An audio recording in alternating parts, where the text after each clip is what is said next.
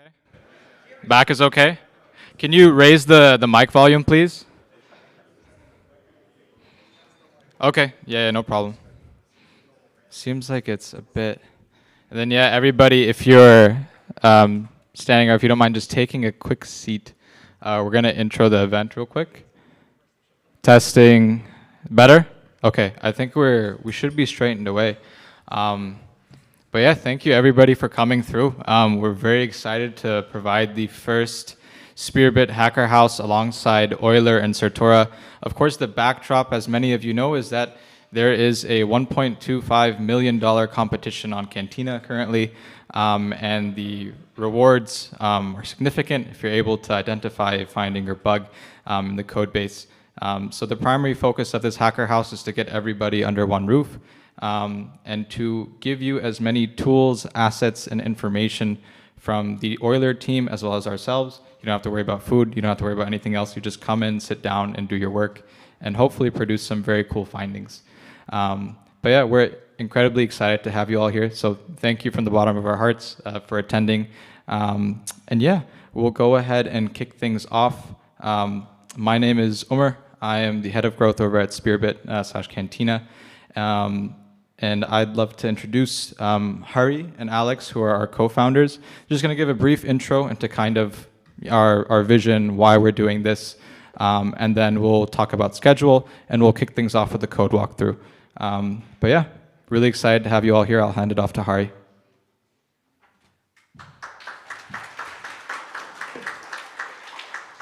Hey, thanks everyone for coming.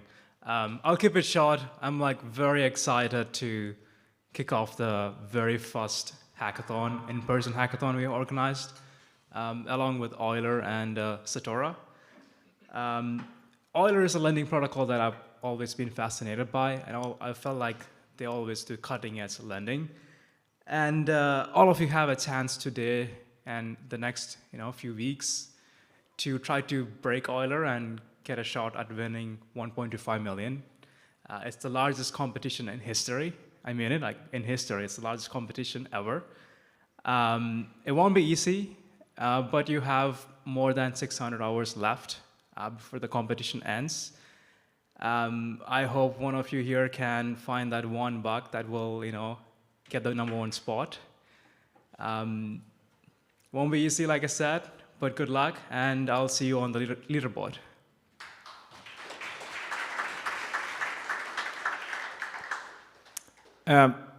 Okay, this is loud. Yeah, my name is Alex, also a co-founder, and I mostly work on leading the product.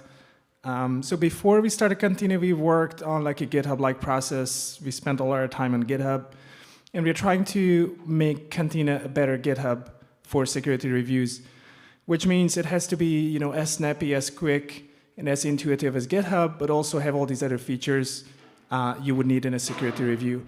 And you can imagine that's a lot of back and forth, trying to fit speed, features, etc. at the same time.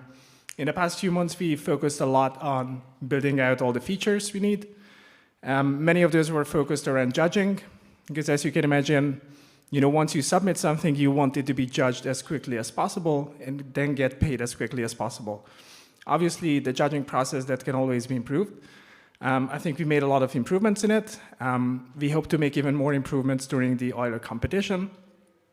And just recently, we did roll out a completely automated way to make payments. So, once we speed up the judging a tiny bit more, you're going to get basically paid instantly after the judging concluded.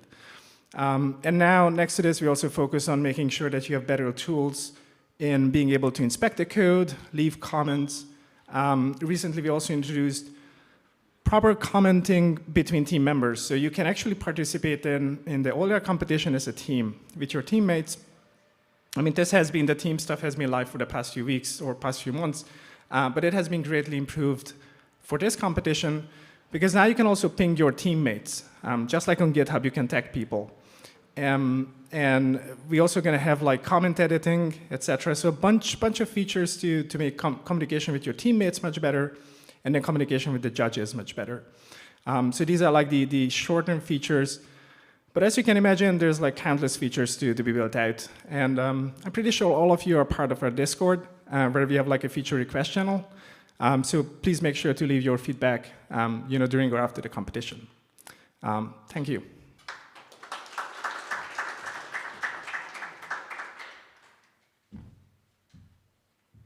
Cool, thank you, Hari and Alex. We're going to briefly go over the schedule. So we wrapped up breakfast. You're more than welcome to take seconds. There's plenty. We're going to lead into the Euler code walkthrough. After that, we'll have a lunch break. We'll do a fuzzing workshop, a formal verification workshop by the folks at Certora. Just a quick reminder, there is a $100,000 pot dedicated for formal verification. So strongly recommend attending and making sure that you pay attention. We'll do a quick tea break or coffee break, and then we're going to go into something which is a bit more unique to this HackerHaus, is a live working session. So ideally, once all the knowledge is disseminated, everybody here will have access to the Euler protocol team live and in person to ask questions and have direct communication rather than this async that's typical of competitions or contests. We believe that this is going to create some very cool findings to work live and in person, and also have access to other security researchers. So we're very excited for this working session. As always, if you have any questions or anything at all that you need today, I'll be in the back. You can ask Hari, Alex, or any of the Spearbit, Cantina, Euler, or Certora team. And yeah, we have a great lunch and dinner lined up for you guys. I'll just tell you right now, lunch is Mexican and dinner is kebabs. So please feel free to stick around. We ordered a lot of food, and you're more than welcome to take anything home. But yeah, I will go ahead and hand it off to the Euler team to kick off the code walkthrough. And yeah, we're excited to get things started. Thank you, everybody.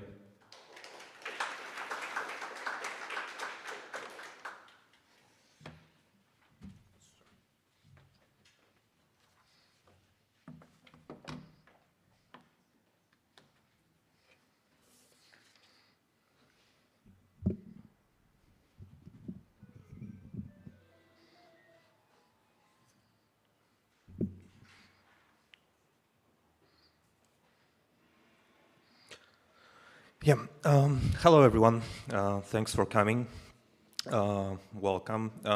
Thank you to Cantina team for organizing this awesome event, and also to Certora for participating here with us. My name is Kasper. I am Solidity Dev at Euler, and I am the main person behind the EVC, the Ethereum Vault connector, and reward stream implementation. Both of those projects are in scope of this competition.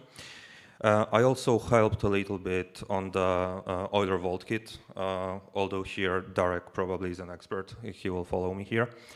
Anyways, if you have any questions throughout the day about anything really, I will be here. We all will be here, so feel free to ask them. And my plan for today is to explain to you what is the EVC, what is the concept behind it. Probably we will not really dive into the code of the EVC because we will not have enough time. But I think that what is more important here is to understand the concept behind it and how it works really. Yeah, so if you go to the Cantina website and go to the competitions list, if it works. Sorry. Okay. Anyways.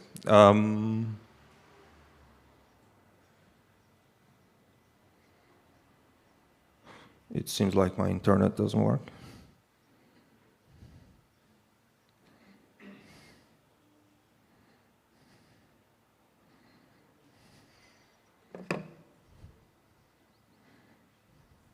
Okay, here it is. Yeah, you will find our competition, and here in the documentation section, you will find the links, and this is the website that I will be referring to throughout this presentation. So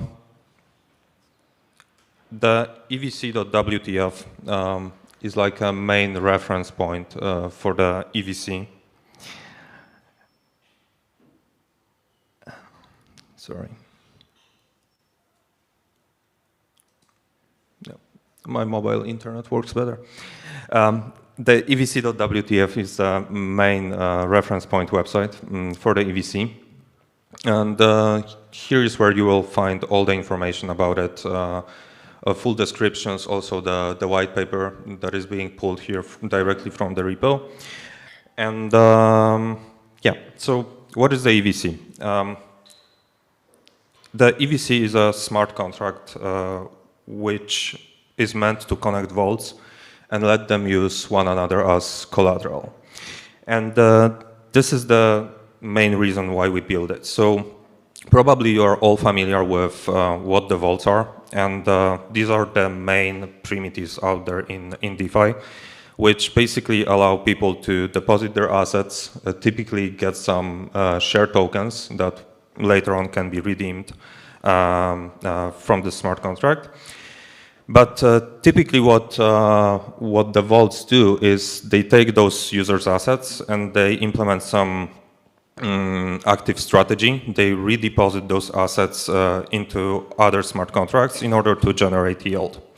But we took a step back and we thought that maybe it would be cool to take the most popular standard out there for the tokenized vault, which is ERC-4626, and maybe it would be cool to add borrowing functionality directly to the vault. Of course, it's not easy because, as you know, the vaults are standalone smart contracts and they don't really know anything about each other. So it wouldn't be safe to simply allow users to borrow from a vault. And this is because those vaults have no way to really enforce collateralization, right? So user could simply take a loan and run away with the assets. It would instantly create a bad debt. So in order to enable vaults, in order to enable borrowing functionality for the vaults and in order to let them use one another as collateral, you need this additional missing piece, which is the EVC. And what the problem that the EVC solves is the lack of coordination between the vaults, and also it mediates between them. So basically, the EVC is responsible for triggering the account status checks whenever any smart contract, but typically a vault, signals that such a check has to be performed. And it's up to the EVC to decide when those checks should happen. And also, the EVC allows the vaults to seize collateral in case liquidation is needed, right? So if the prices change if the debt of the user grows, typically we will face a liquidation scenario. And the EVC is there to mediate between the vaults and allow them, allow one vault, the vault from which user borrowed, to seize collateral from the other vault, which was enabled as a collateral. And what we hope with the EVC is that it will become this base layer, base protocol on which other builders, not only us, but also others can build their own cool protocols, like other lending protocols, really, stable coins, synthetics, yield aggregators, margin trading apps, and many more. So how does the EVC work? I will use a diagram here. So typically what happens is that, user deposits some assets into a vault. So basically they call a deposit function on a vault that they want to use as collateral, right? This is a typical interaction. But what is very important is that the user needs to notify the EVC about which vault they intend to use as collateral and from which vault they intend to borrow. This other operation here, enable collateral, is just that. So by calling this function, the user notifies the EVC that they will want to borrow from a given vault, and they enable this vault as a controller because from that point on, this contract will have power to seize any assets that user deposited in the collateral vaults that they have enabled. So this is very significant action, and only trusted controllers should be enabled by a user. When that's done,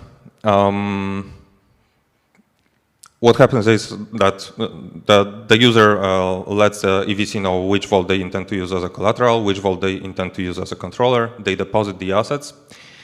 And when user is depositing the assets, there is no need to check the account status. And this is just because the deposit operation can only increase the health score of the user. However, when user borrows, what happens is the vault from which user borrows needs to call the EVC in order to ensure that the user has really enabled this vault as a controller, so that it's safe to yield the assets to that user, because this vault will be in control. Then the typical borrowing logic will be implemented, and then, very important thing, at the end, that vault will require account status check on the EVC. And then it is up to the EVC to decide when that check should happen. If we have a direct interaction with a vault, so when a user calls a borrow function directly on the vault, such a check would typically be triggered right away, right? So the EVC gets the signal, and the EVC calls back to the controller in order for that controller to determine if the account is healthy or not. If it's not healthy, then such an operation would be simply reverted. There are two types of checks that a vault can use. There is an account status check, which is the one that checks if the account is healthy, and there is the other vault status check, which can be used to check if the vault itself is healthy. So, for example, this is a check that can verify if supply or borrow caps were not exceeded during a given operation. And this is also a type of check that was scheduled here when user was depositing. Simply here, the vault could check if the supply cap was not exceeded in that operation. What is very important is the fact that whenever the EVC triggers the account status check, it always calls back into the controller vault. So it means that if user did not enable any vault as a controller, it means that they have no borrow position. So the user account will be considered, the user account status will be considered valid right away because there is no borrow. However, if there is any borrow position, it will be the active controller that will be called in order to determine if that borrow position is still healthy and that the operation can succeed. That leads us to very important fact that the user can have only one controller enabled at a time. And this is how we enforce only one borrow per account. User can have no more than one active borrow position for their account.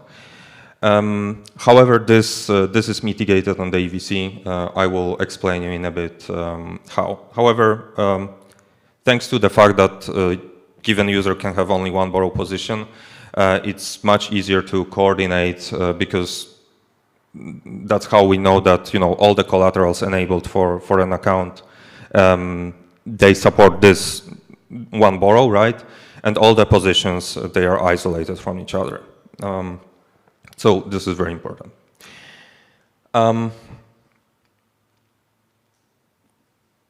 When users withdraw their assets, the flow is a little bit different. So basically, not only when they withdraw, but basically when they do anything that may deteriorate the health of the account.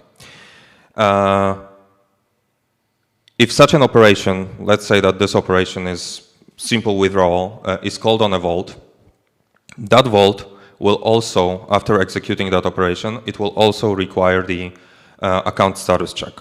And it will notify the EVC, hey EVC, please perform the check on this account because its health might have deteriorated, right?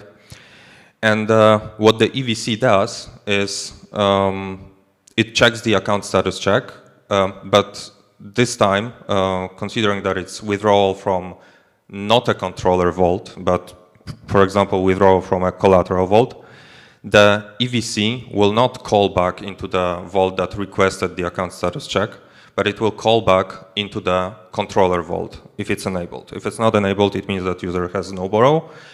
If it's enabled, it means that user might have a borrow, and this controller vault will get called, and it will determine if, considering whatever has just happened, that withdrawal, for example, if this account is still healthy, right? Considering that user withdrew some assets from a vault. And if this check passes, only then the operation will succeed. If not, it will revert. The EVC implements many more features to increase the user experience. And you can think of the EVC as a glorified multi-call contract, but also a contract that is an alternate entry point for calling the vaults and also other contracts. So basically, the EVC is responsible for the authentication of the caller, and then any vault or any smart contracts that integrate with the EVC, they can rely on the fact that the caller of the EVC was authenticated, and therefore, whatever the operation is, it can be performed safely. So the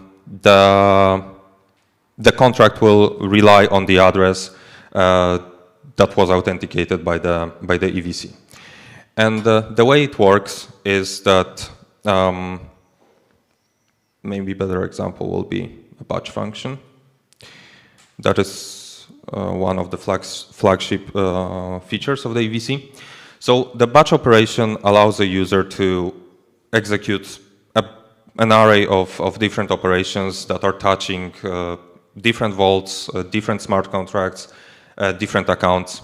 And what the user does is it calls the batch function on the EVC, providing the list of operations that they want to execute. Those operations will get executed in a loop. All the checks will be scheduled throughout that loop execution. So each vault, each smart contract will request the account status checks, vault status checks, whatever they need. And only then, after that loop is executed, only then the control will be given back to the EVC in order to perform those checks. But what is very important here is the fact that when the user calls the EVC, it is the EVC responsibility to authenticate the caller, that this user is really authorized to perform whatever operations are contained in this batch, right? And the EVC does it, and then whenever the vault is called, they use this get current on behalf of account function in order to get the address of the authenticated user. Basically, get the address of the account on which this operation is being executed, right? And thanks to that, we can provide this higher level of abstraction when it comes to the caller of the contract. And it enables batching. It enables the deferred status checks, because as I mentioned, the loop will be executed and those account and vault status checks will be scheduled, but they will only get executed at the very end after this loop ends, right? Which means that transiently, throughout the batch, some checks, some invariants might be violated. So for example, user can borrow something without providing a collateral, but as long as when the checks are being performed, that violation is solved, such an operation will succeed. And also, it's very gas efficient because the checks will get executed only once for each account and for each vault for which they were scheduled. So when we get finally there, the EVC will loop over all the accounts for which the checks were scheduled, and it will loop over all the vaults for which the checks were scheduled respectively. And it will perform those checks by calling into either either into controller vaults of the accounts or into the vaults that schedule the vault status checks for themselves. But also, thanks to the fact that the EVC is an alternate entry point to the smart contract, and it performs the authentication of the caller, we can abstract everything further. So what we can do is we can enable sub-accounts on the EVC, which means that each user on the EVC, each Ethereum address on the EVC, out of the box gets 256 sub-accounts for them. And thanks to that, we can mitigate this limitation of one liability per user, because in fact it's just one liability per account, right? But considering that the user has 256 accounts, from one Ethereum address, user can have 256 borrow positions. However, in order to use the sub-accounts, the vault needs to be called through the EVC. So basically, the user will call the EVC and say, hey, I want to borrow using my sub-account, right? The EVC will check if that whoever is calling it really can perform this operation for this sub-account, meaning that the EVC will check if it's the owner of the sub-account calling. And if that's the case, only then the EVC will allow the vault contract to be called, and then the vault contract will rely on the account that was authenticated by the EVC. So when the vault calls this function, it will get the sub-account address, not the real owner address. Also, another feature that is enabled by the EVC authentication are operators. And you can think of the operators as, for example, account or position managers. So the EVC allows users to install an operator, which is any Ethereum address. It might be a limited smart contract, and typically it will be a limited smart contract, which can only perform a subset of operations. But in fact, it can also be EOA, if user trusts that EOA. And when user enables an operator, that operator can also call the EVC and act on behalf of some other address that enabled it, that authorized it. So the way it works is very similar to how the sub-accounts work. So when whatever caller is calling the EVC, saying that they want to perform some operation on behalf of some other account, the EVC will first check if it's a sub-account of this caller, and if not, it will check if it's an authenticated operator, maybe. And if it is, such an operation will proceed. And finally, the most important thing that is enabled thanks to the fact that the authentication is delegated to the EVC is the liquidation flow. So as I told you at the beginning, the EVC mediates between the vaults in order to allow the controller vault to seize collateral from a user in violation if there is a need to do so. And the way it is performed is, this is a whole liquidation flow, by the way. The way it is performed is that the liquidator typically calls liquidate function on a controller vault, which means on a vault from which user has borrowed. And after all the safety checks are executed, the liability vault will use the control collateral function on the EVC. And basically, it will call into the EVC, instructing the EVC that they want to call into a collateral vault for a given violator address, and they want to perform some operation, for example, transfer of shares. And then it's once again the EVC responsibility to authenticate the caller. So the EVC will check, okay, so this guy is calling the control collateral function. Is it really enabled controller for this violator account?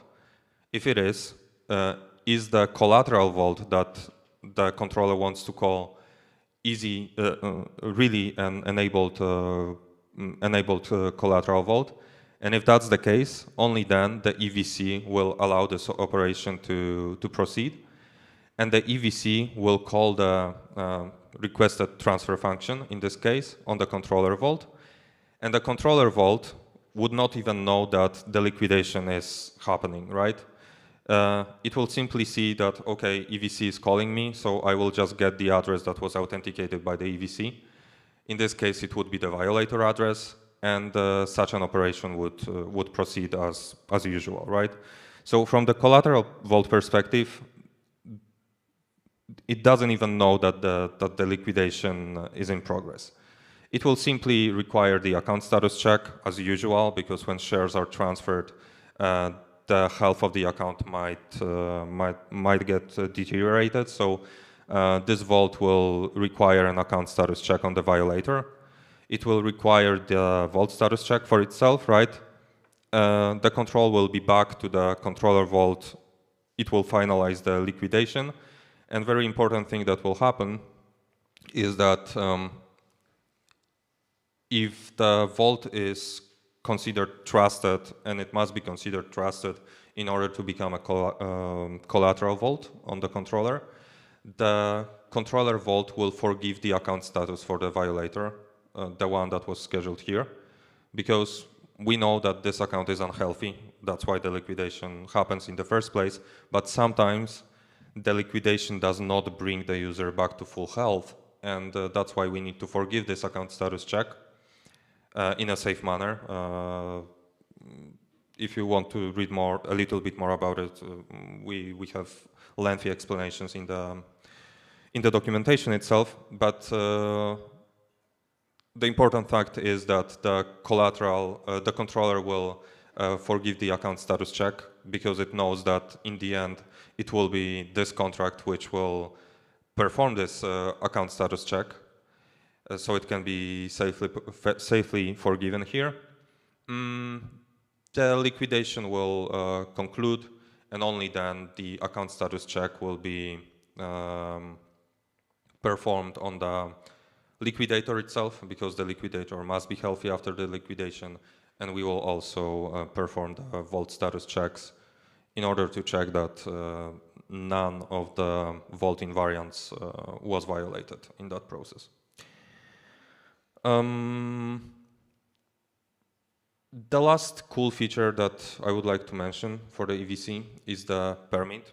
And the permit is just an alternate entry point to the EVC, which allows a user to sign EIP 712 data message and sign it and allow somebody else to execute that payload on their behalf, provided that that caller, holds a valid signature of a user. And you can use that to, for example, implement stuff like pending orders. So that payload can encode, for example, some kind of a condition that, for example, this payload can only be executed when the price drops to X, and only then it will be able the caller will be able to execute it successfully. And with that scheme, you can implement, for example, pending orders, gasless transactions, but also intents. I think that this would be it. Maybe one more important thing to mention There is some scheme that we use in the EVK, and we encourage everyone to use it. It's not strictly required, but we thought that this is pretty nice way to do things. So even when the contract or a vault is being called directly, what we do is we use the EVC call function, and call function is like a batch, but batch of one batch item. Simply, you don't need to provide an array. You put the call parameters directly, and we use this call function in a callback manner in order for the EVC to defer the checks for us. And by doing this, we can unify the workflow in the vault or in the smart contract, because we know that by doing this, right away we are in the deferred checks context. So we know that the execution is being controlled by the EVC. And we can right away rely on the get current on behalf of account status function, because the authentication flow is also unified. So what happens is that when user calls an operation on a vault, we encode that operation in a call to the EVC. The EVC sets its context so that this address can later on be retrieved, and it calls back into the vault using the same operation, using the same message data as the user originally used. And by doing this, at this point, the vault will detect that it's being called by the EVC. And if it's called by the EVC, it can assume that the checks are being deferred and that it can use this function in order to authorize the user. And then the flow proceeds as usual. Yeah. So I think that I set the ground for Darek, and Darek will explain to you how the EVK works. Probably he will dive into the code. But I thought that it's very important for you to understand how the EVC works, because the EVK is a client of the EVC. So it will be just easier to understand whatever Darek is talking about. Okay, this is it.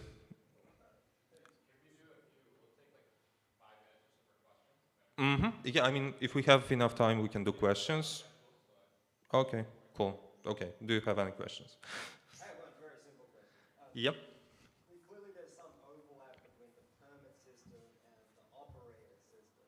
Mm-hmm. Talk about the design intent, the use cases, where you think one would be appropriate with the other, and kind of what you're thinking in that system. Okay, so for example, with the operators, what you can do, you can write a smart contract which can perform like limited set of operations. Like for example, with operators, you can implement stop losses or trailing, basically conditional orders, right? And you can put the contract out there, and you can have a bot keeper network, and you can allow anyone, if given condition is met, to, for example, close out your position, right?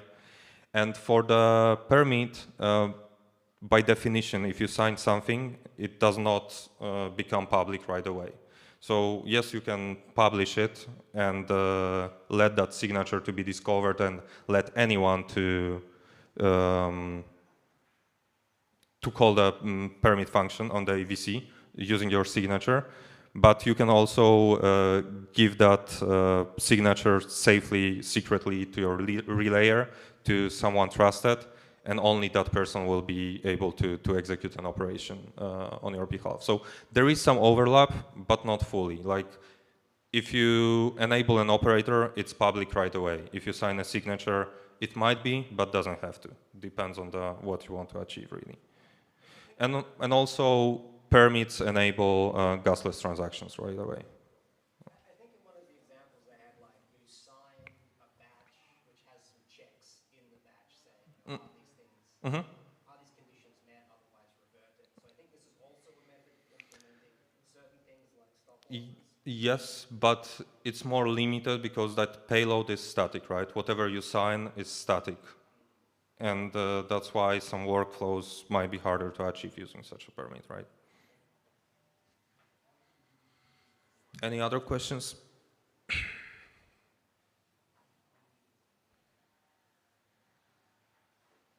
No. Darek.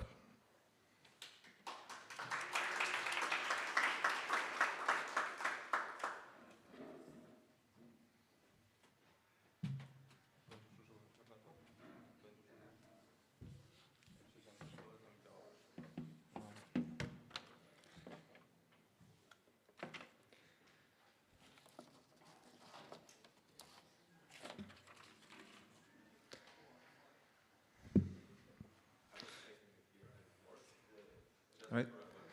Hello, everyone. My name is Darek. I'm the Vault guy at Euler. I'll be talking about the Vault kit. How much time do we have? Like, I hope you will stop me when I'm over the time, because like it's a lot of materials. Like Euler Vault kit is I guess the largest component of the Euler V2 platform. Inside the name, it says it's a kit, right? It's a vault kit, so, right? We're building lending vaults, but they're not. It's a toolbox for building vaults. It's not the platform, Euler V2 platform that we're going to be launching with. It's not the product itself. So this is a code like unopinionated, flexible, and configurable. Like you can use to build multiple products and different configurations and achieve various outcomes. So let's go briefly over the folders that we have, because there's a lot of them. So inside the source folder, we have the eVault itself, so that's the vault code. We have the factory that's creating eVaults. We have interest rate models. It's in the name, right? It's just like one regular linear interest rate model that the eVault will be using to calculate interest. We have protocol config, and this is inside Euler V2. We have two concepts of like admin entities. So there's the Vault creator, which is like the Vault admin, and this could be the DAO, right? Or this could be just like a regular permissionless user. And we have the DAO, right? So like the protocol itself, that it's taking a bit of a cut in the fees that the vaults are making, right? So like there's a central protocol config contract that just like manages global settings about like the fees, right?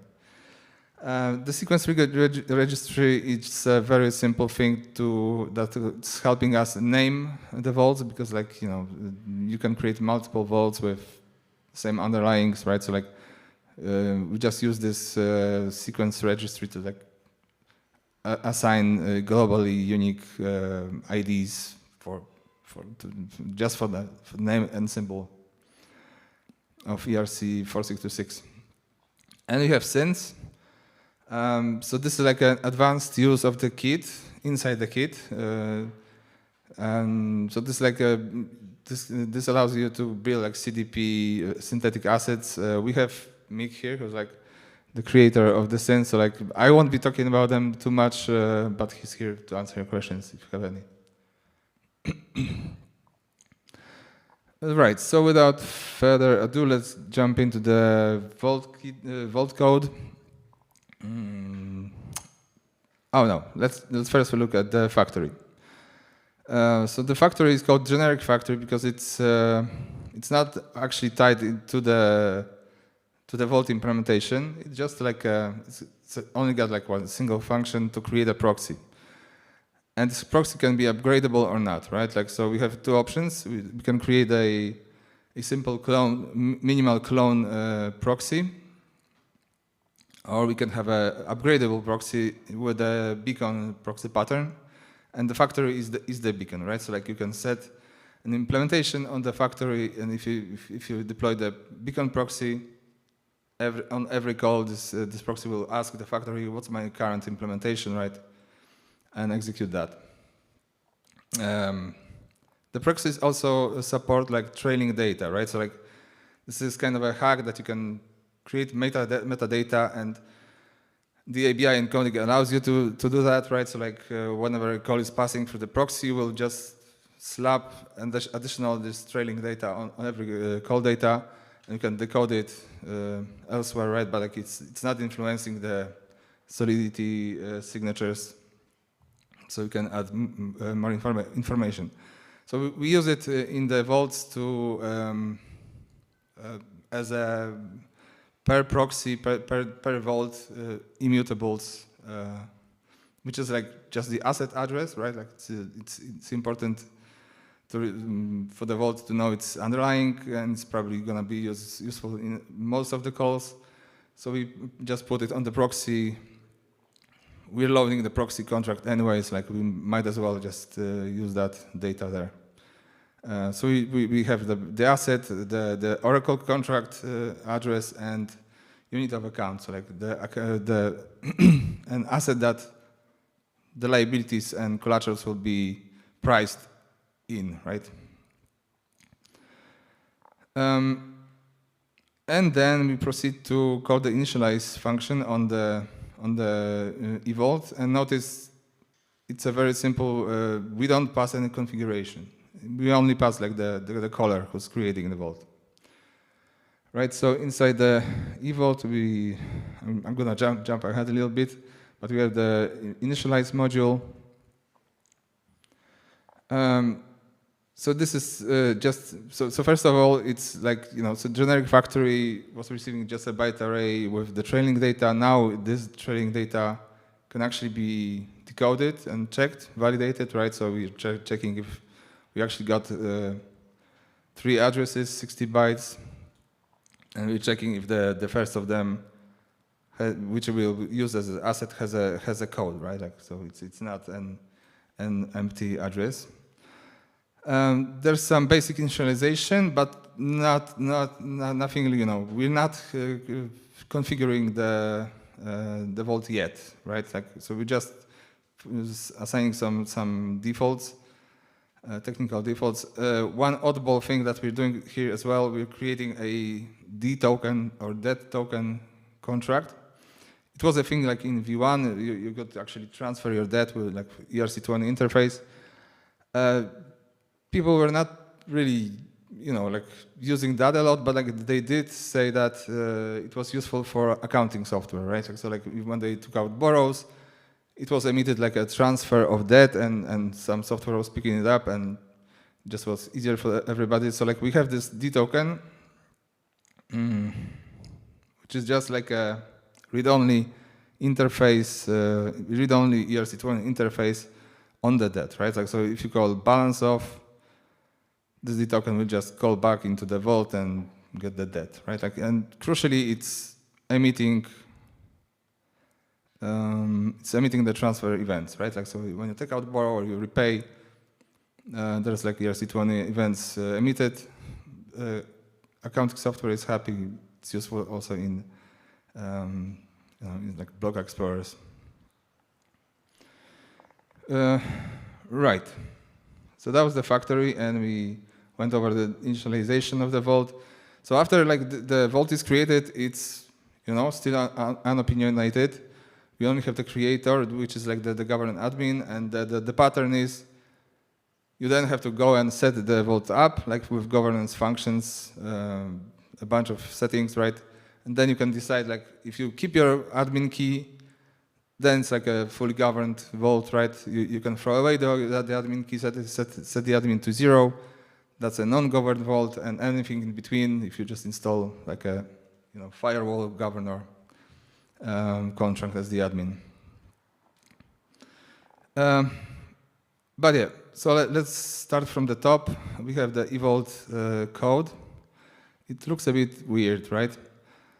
But like, let's start here. So it is just a dispatch. And the dispatch contract, what does it do? It's obviously, we saw that there's some modules, and modules implement some logical areas of the vaults, right? So we have like token module, which is like ERC20 with some extensions, the vault module, which is like ERC4626 with extensions. So these guys are modules, and the dispatch contract is all of the modules, right? It's inheriting the code from all of the modules, plus it's also taking addresses of deployed modules, right? So like it's got like the code twice, right? It's inheriting all of it, and it's also got like external references to the modules. And we have like some kind of modifiers which are delegate calling to modules. So this is like obviously a system to handle the contract size. Because like all of the modules are too big to be deployed as a single contract. So we came up with this way of the modules, and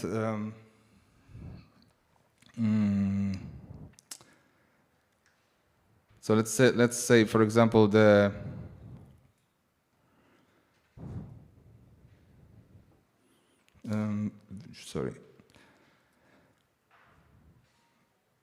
inside the liquidation borrow here. Okay, so we have the mint function. For example, let's see what happens here. So this is an override, right? So it's overriding another function of the module, and so it's it has all of the code, but it's also like here it's removing that part of the code, and instead of encoding the thing, it's delegating.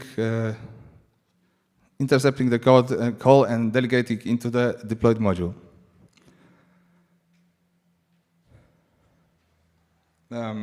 So that's why. So yeah.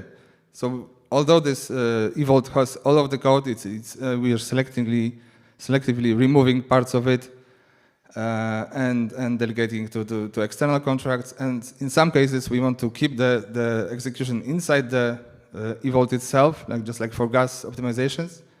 And then we're just saying, okay, so no, don't do any delegate calls. Just go to the, embed the code and call it with super. So we don't need to do this, right? But like we list all of the functions here. So yeah, so you can have a reference, right? Everything's in one place.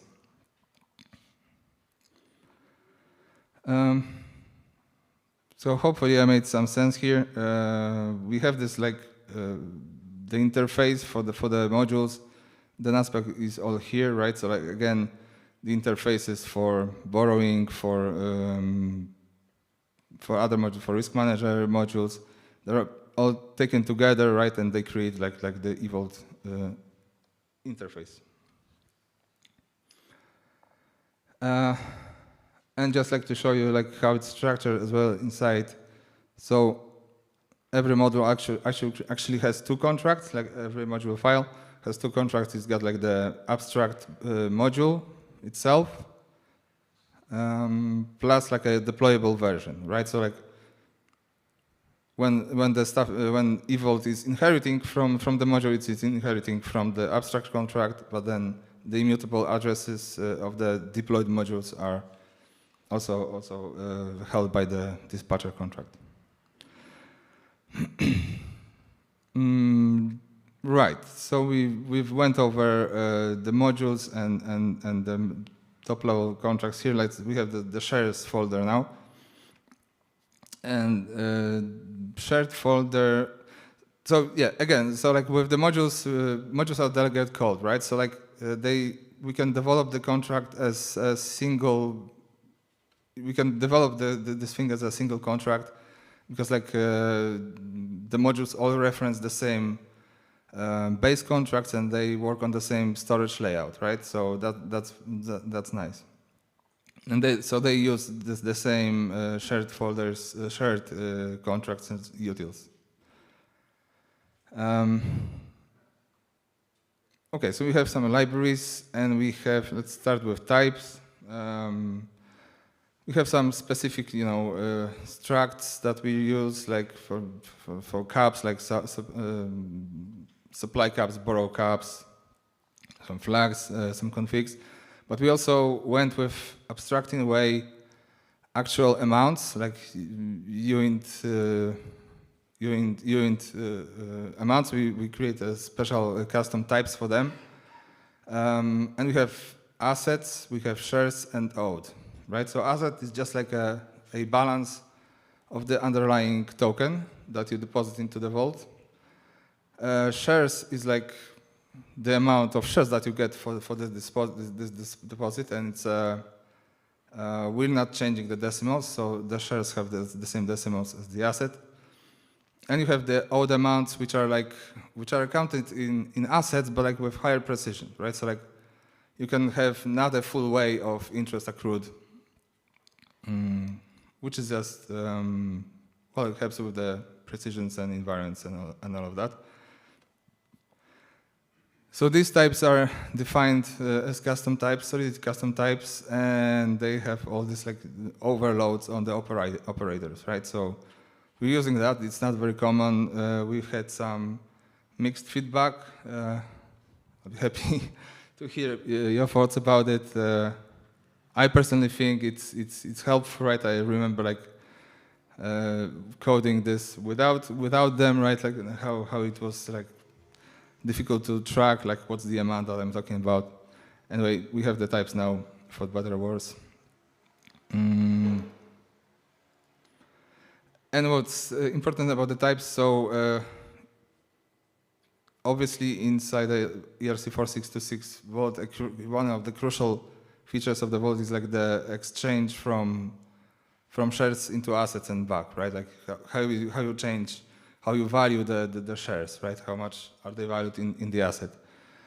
And this is like a crucial security area as well. There are obviously a lot of ways to attack this. We want to protect from this. Like we hope the vaults and e-vaults are safe to be priced. The shares of the vaults should be safe to be priced, right? We're not planning to use them as collateral because like that's like the trickiest part. We are planning to take shares, right, of one of our vaults and use them as an asset in another vault, right? So you can borrow out shares of another vault, right? If you can manipulate the shares price, this exchange rate, you can push the liability value of the second layer of the vault up, right?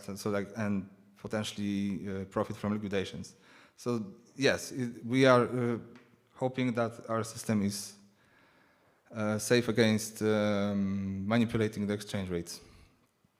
And the exchange rates in the e-vault are like encoded into the types themselves, right? So like when you have an amount in underlying tokens, you can just call on the type and convert into shares.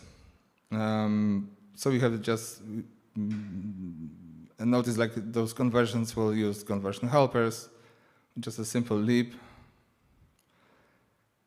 which does one of two mitigations that we implemented to protect against pricing exchange rate manipulation, which is a virtual deposit, right? So like similar to how OZ implements protection against like the first depositor attack, we have a virtual deposit. It's larger and it's on both the assets and the shares. So this helps against rounding issues, right? Like when you if you want to use rounding as a way to inflate exchange rates, this is a protection. The other one is tracking the assets that are deposited into the vault explicitly. So like we're not going to the asset contract and call it balance of myself. What do I have? We have the assets tracking inside the vault, which like obviously like helps against donation attacks. I'm sure you know what that means.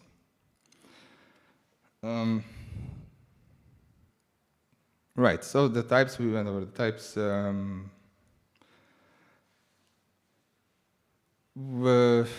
We have the, since like one last thing about the types, they also hold the structs that hold data, so like Vault storage is like a singleton struct with all of the storage. Go there to figure out the storage layout. We have the Vault cache. I'll be talking about it later a little bit, but like this is mirroring the Vault storage a little bit, but like it holds everything that's like crucial for almost every operation that's being performed on the Vault. So Vault storage is in storage, Vault cache is in memory, right? And there's a bit of overlap. Okay. Continuing with the shared folder. We have some utils, right? And these are, just reused across the modules. So we have balance utils. They work with shares, right? So like you add more shares to the account, you decrease the balance, you transfer balance of shares.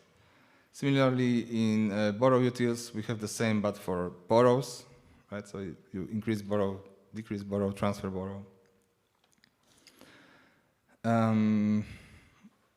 We have the EVC client that's integrating with the EVC, obviously.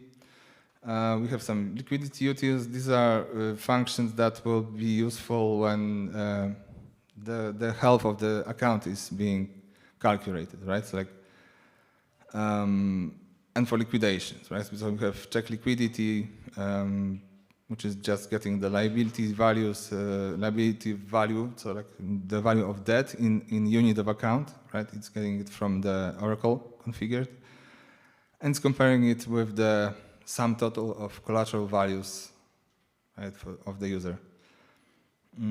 So this is like the one crucial function that prevents unhealthy positions from being created.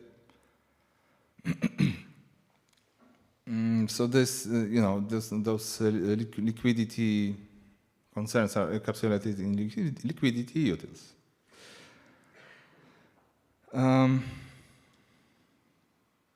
Okay. So I guess let's jump into the actual operations. So let's look at the modules. And every eVault, it's got like 2 hats or even 3 hats. So one hat is like the lending side, the depositor side, right? So you deposit into a vault, and you expect your shares to be increasing value, right? So just passive income. So you're gonna be depositing. We are gonna track your shares. We're gonna track your exchange rates, and that's pretty much it. With the second hat, you're gonna be borrowing from the eVault, right? So like you have the borrow repay functions. We're gonna liquidate you if you're in violation. And the third hat is kind of like you're gonna put your collateral in escrow, right? For some, so you're gonna be, if you wanna borrow USDC against WEF, you're gonna be using the WEF vault as like the escrow for your collateral. It's gonna earn you interest, just like for any other lender, but like it's a bit of a different situation. And all of those operations will have some consequences when it comes to tracking account health. So on the lending and escrow side, really, when you're gonna be depositing, let's look at what's happening when we actually do a deposit or another operation. You'll notice that the first thing that's happening, we have this init operation function, right? So it's on deposit, on withdraw. It's gonna be here on borrow and repay. Basically, any operation that's touching either the balance or the debt of the account will have the init operation, right? it's taking two parameters. The first one, just like a numerator of operations, right? So every operation has its constant. It's identified by the constant. Borrow has a borrow, repay has a repay, and so on. The second one is the account that should be checked after the operation for health, right? So instead, in case of borrow, the account that's calling the borrow function will take on debt, right? So this caller account will need to be checked for health. On repay, we're assuming you can go wrong with repay, right? Like you can only improve your health check. So we actually we won't be doing any health checks. But like for withdrawals, if you withdraw and you pass an owner, so I mean with withdraw you specify which address holds the shares that you want to withdraw, and if it's not the caller, then we are assuming this is like a approval situation. So like the caller has approval from the owner, but like it's the owner's account that should be checked, right? So, and what Kasper was like pointing to when you, when you withdraw from a vault, the check will be directed to the controller vault, not the collateral, right? So like you have your collateral in an escrow here. When you withdraw it, we're gonna call a controller to figure out if that's allowed or not. But if you're in a borrow, that check will come back to you. So let's go and see what's inside the operation. And by the way, like this is the cornerstone function for like security of the vault in terms of economic safe security, right? So like, to make sure that the system is over collateralized.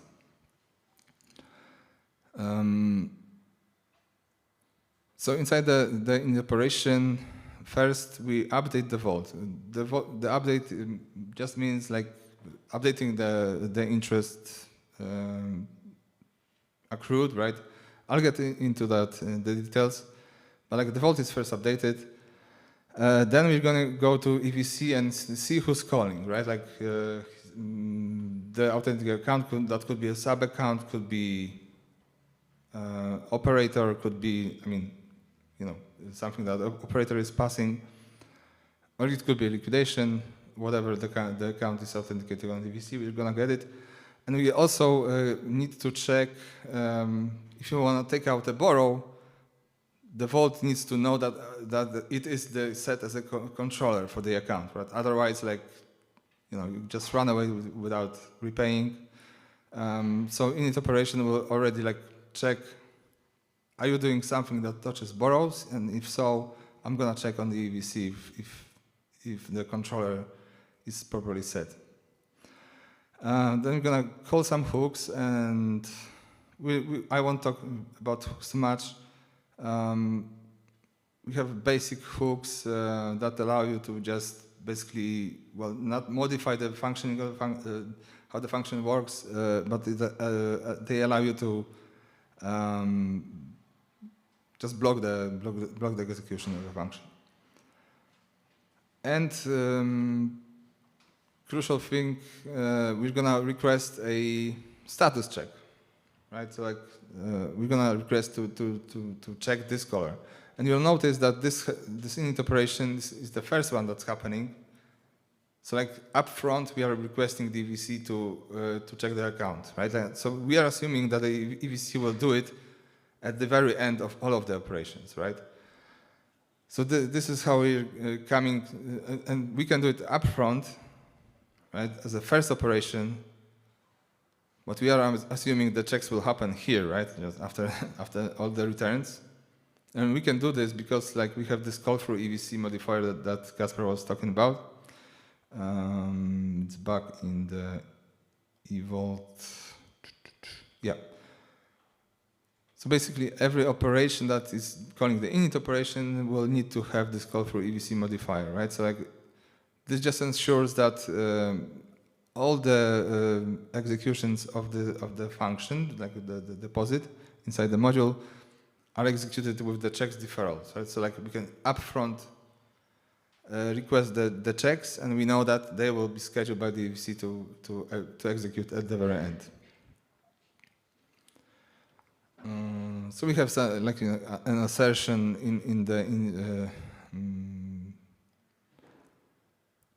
inside here that like it's always being called by the EVC, so that we don't forget.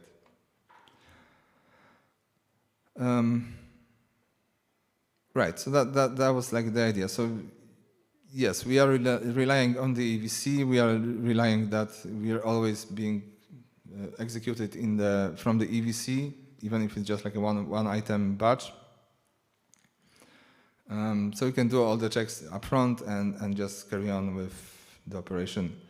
One last thing that's happening here is like we're recording a snapshot. That's going to be useful for vault status checks. Like we're talking about the account status checks, but we also have vault status checks.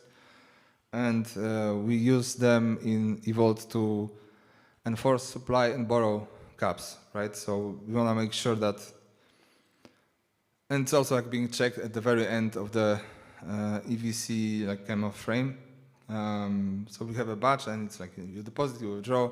At the very end, we want to make sure that you're not over a cap that's set for the vault. Like the caps, similarly to account status checks, they're not just like a stupid, just am I over the cap revert, right? Like they will check, okay, so you might still end above the cap as long as you removed from the cap during the operation, right? So it's allowed to, you can, if the borrow cap is exceeded, you can still repay, but like without, crossing the cap. Like you're gonna end up in violation still, but like you only reduced the violation, so that's gonna be allowed. And for that we need snapshots. So like we compare like what was before and after.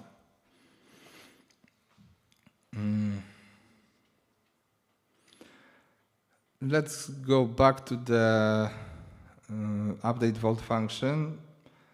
It's going to load the cache, and you'll see that this vault cache is being used across the code base. So like when we start the function, we load stuff from storage, we update it, and then we're using, the data from memory. But like, let's look at how this data is being loaded. It's inside the cache.sol.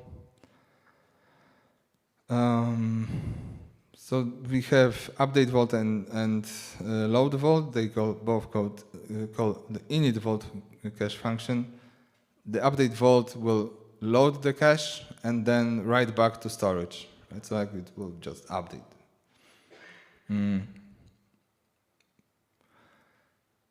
So this is the loading, right? So first, like we're just grabbing the stuff from the trailing data from the proxy. So it's handy in every situation. And then we just proceed to load the data from storage. Some data structures need like translating from like a packed version into the 4 units. And then we're checking if actually time elapsed from the last update. So like meaning, this is not, this is like the first operation in a block for this vault, then we're gonna update the interests and total borrows.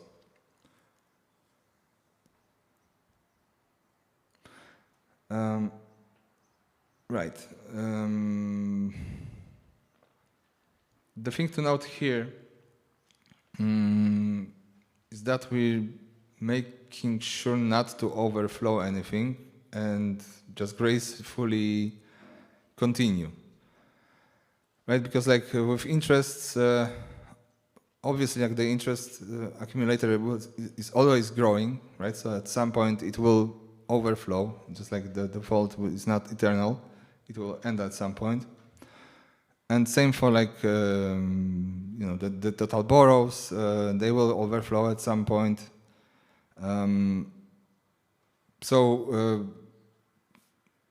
We only attempt to make sure that in such a case, like after a long period of time has passed with like huge interest rates, like years and years, when the stuff starts overflowing, the vault is still usable to be like just withdrawn from, right? But like we're not gonna be, so like when you know new interest accumulator overflows, we just keep the old one. Same for the total borrows.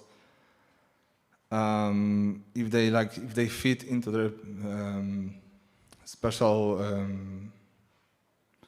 type, right? Then we write them. If not, we just ignore them. So this is like just to make to let you know that this is handled, and we know this is like, you know, the accounting will break in many ways around the numerical limits, and there are various side effects of that, and they were identified in the audits as well. We accept all of this. Like we only want to make sure that we don't revert. And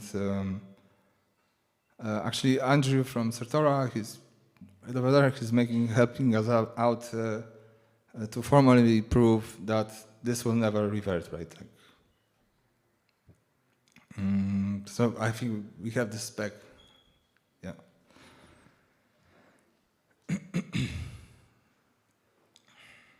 Okay, so where are we? Do we have time? I think we have time. Okay.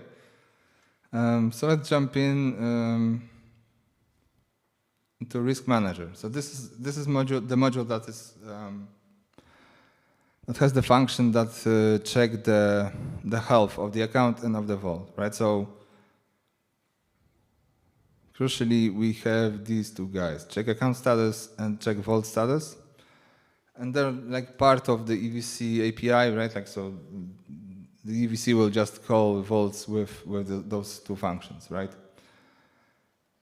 For the account, the EVC will provide the collaterals that are enabled, and we're gonna check liquidity from liquidity utils, if you remember. So we're gonna price all of the collaterals, compare it with the liability value, and decide if the account is healthy or not. And we're going to return the magic value that EVC is expecting. And for the vault status, the same. And here's the calculation if we're over the supply caps, borrow caps or not, using the snapshots, right?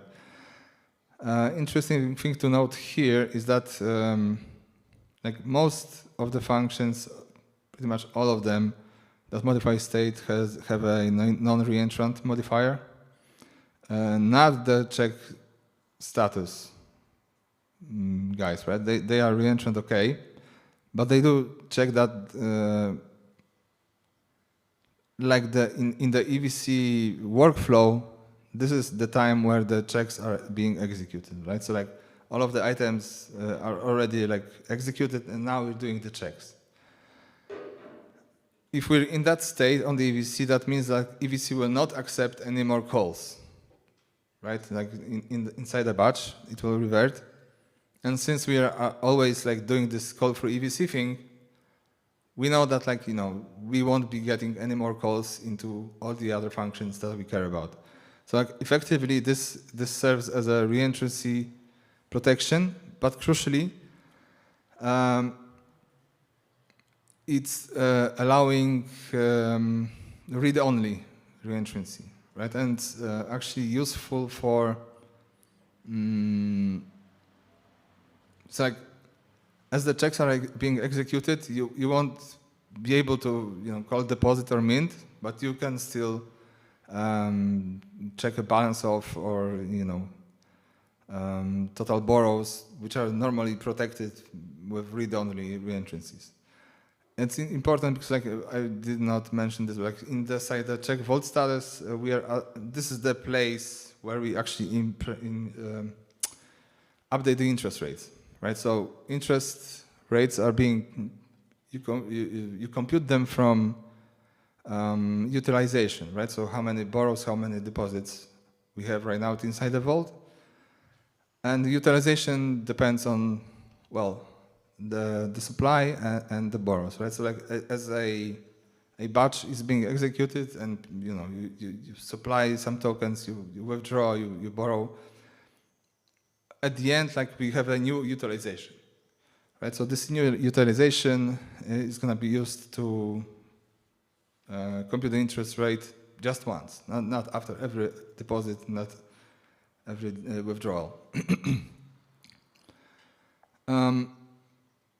So the interest rate depends on utilization. We only have like a very simple interest rate, like it's like a pure function. It's a linear king, so it doesn't do anything fancy.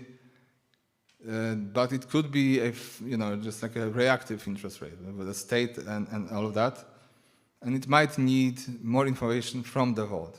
So actually, we're opening up the vault for the interest rate model to call back and read something, read only, because we don't have the, so we're lifting this reentrancy check here, which is okay because EVC actually is enforcing that nothing can happen, hopefully.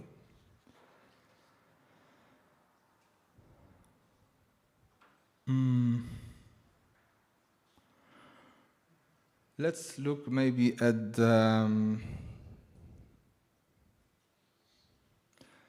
let's go into the liquidity utils and look at how the liability and collateral values are being actually calculated. So this is like a,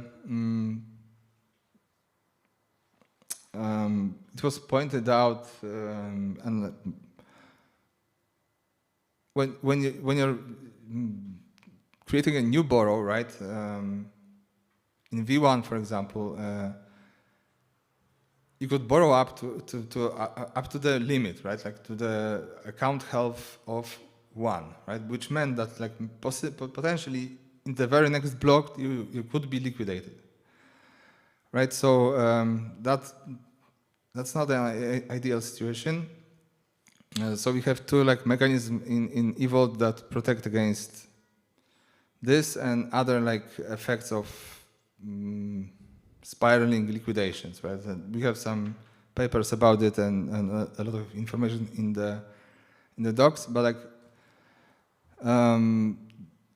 those protections take effect in the liquidity utils functions. So for example, when you're calculating the value of liability, we have a different flow for when we're actually trying to determine if the account is healthy versus if you're trying to determine if the account should be liquidated, right? So like there's those two questions are separate in V2. They were the same in V1. So one of the features that we have for that is like we actually use different pricing mechanism for liquidation and account status checks. And this is enabled by the price oracle interface that Tony will be talking about. But like our oracles have two functions. You can just ask for a quote, or you can ask for quotes, plural. And you're gonna get like a bid and ask reply, right? And like conceptually, this bid and ask, it's gonna be a lower, higher price, and it like it signifies our lack of confidence about the pricing, right? We don't know. Maybe we have like two oracles, one is fast, and the other is slow, so we just like reply both of them. But it means that like for the liability, we're gonna be using the higher price, and for the collaterals, we're gonna be using the lower price, right? So bid for collateral, ask for liability. So that creates like a spread, right? In liquidations, we don't do that. We just because like we don't want the uncertainty to actually cause liquidation, right? The uncertainty itself should not be the reason you're getting liquidated. So for that reason, like in liquidations, we're gonna get just like a midpoint price, which should fall between the bid and ask. It's in the logs. The other one, so that was one mitigation for like liquidation issues. The other one is we have LTVs, like regular LTVs, how much you can. So that tells you like the level of over collateralization that we expect per collateral. So we also have two LTVs. We have the borrow LTV that's gonna be used when determining if the account is healthy, just like for new borrows or for withdrawals, for regular operation, and liquidation LTV, used for liquidations, right? Yep. So this is all happening here in the get collateral function. This boolean is being passed into the LTV getters. So that's that. Maybe you have time for liquidations? Yeah.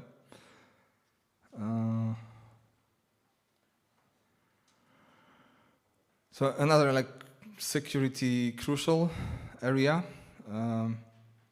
This time, like what happens like when the account is not healthy, right? Like we try to prevent that. Like we got to this point where we need to actually fix the account. So liquidation module has basically two functions, check liquidation and liquidate. They're both using the calculate like liquidation function, right? So let's see what's happening here.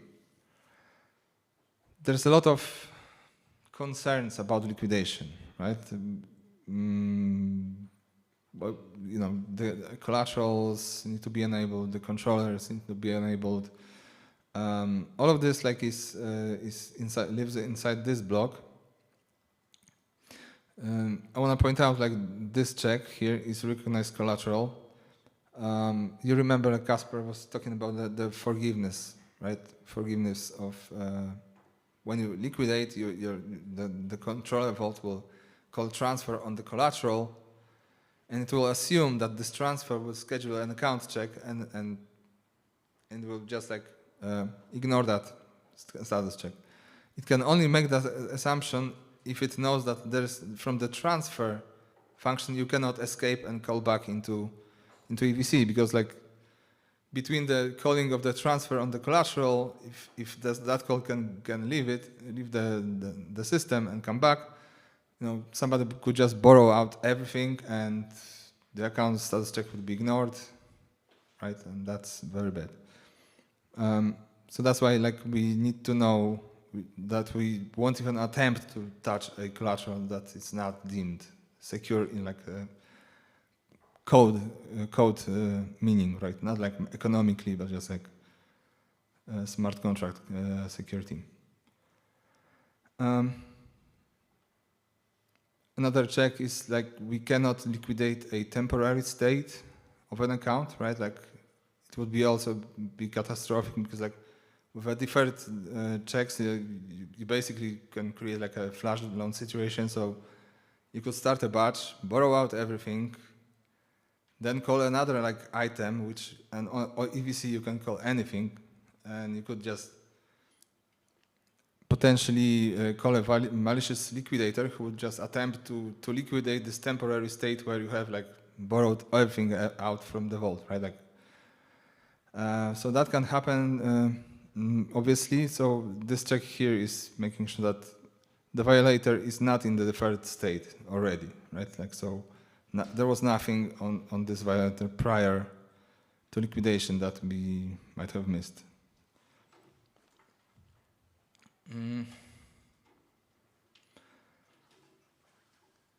Yeah, last thing to note, well, we have some additional mechanisms. For example, you can configure a vault such that it's not possible to liquidate an account that has been healthy in this block, right?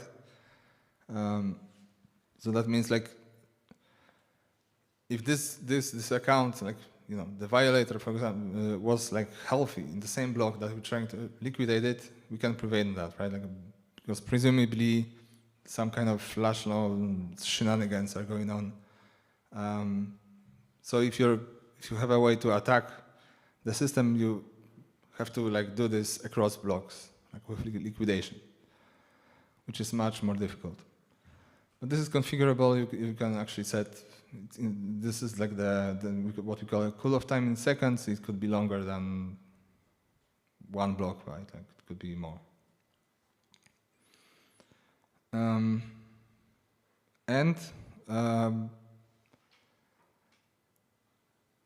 We always execute the liquidation, even if you have zero, because like the calculate function is gonna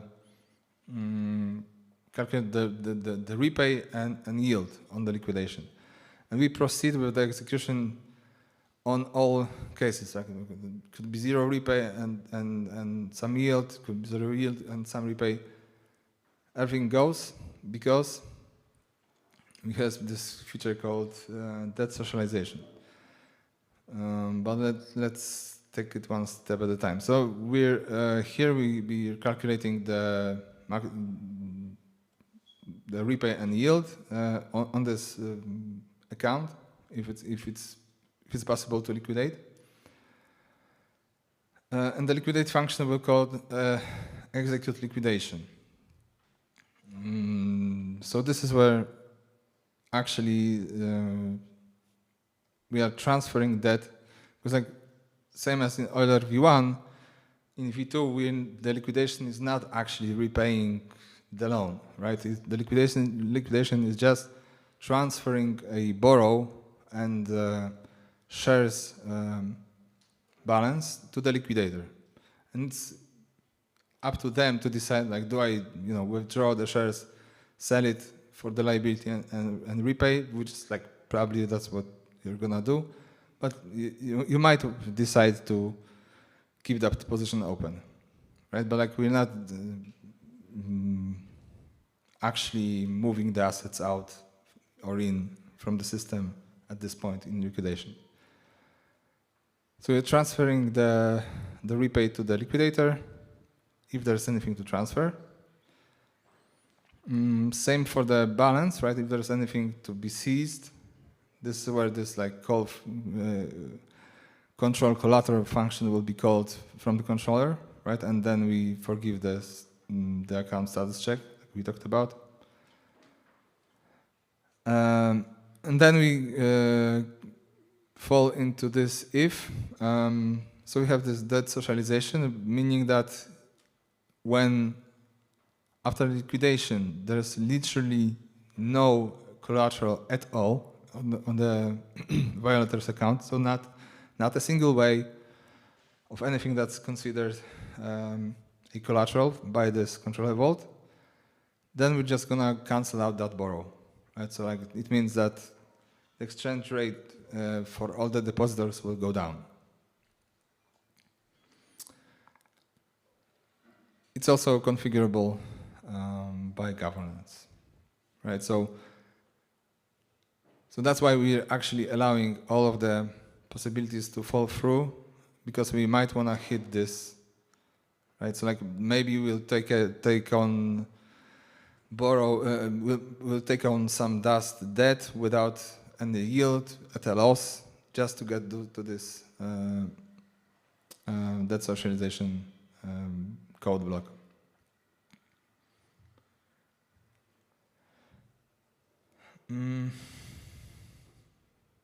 Right, I think a note to note about. Are we good still? On time? Okay, so but I mean I'm pretty much done. I won't be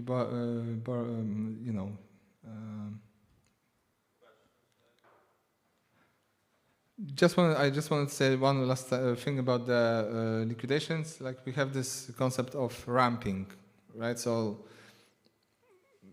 when you have, governance sets an LTV for some asset, this asset becomes unstable, whatever, something happens, we want to lower the LTV of an asset, right? Potentially even to 0.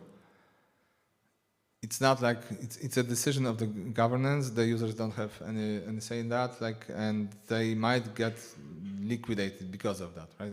As the LTV is being dropped, all of a sudden your collateral is worth less, potentially enough to cause the liquidation.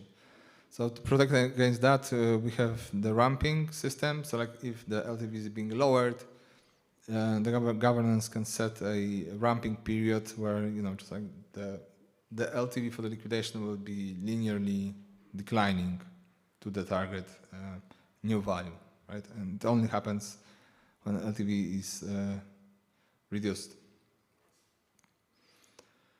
So it's a bit of different, you can set the LTV to 0, which makes the collateral not supporting any debt, but it's a bit different than having a non-recognized collateral, right? Because this is just economically it's not viable as collateral, but it is safe to liquidate on, right? So it's a bit different.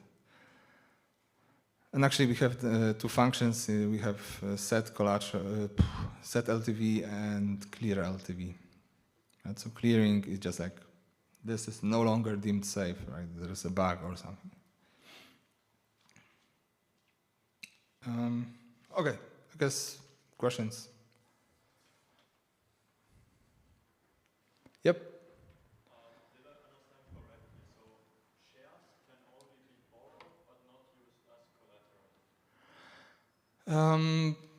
Well, you can set it up as, you can set your vaults up as you want, but we ourselves don't plan to do that, right? We have no use case for it. We don't see a use case for it, so because obviously, it's easier to exploit a system if you can just manipulate the collateral price, right? Because you can pump it up and just borrow out, and that's it, right? With changing the liability value, you have to figure out to do this and then liquidate people, but you only get so much bonus, right? It's not so straightforward.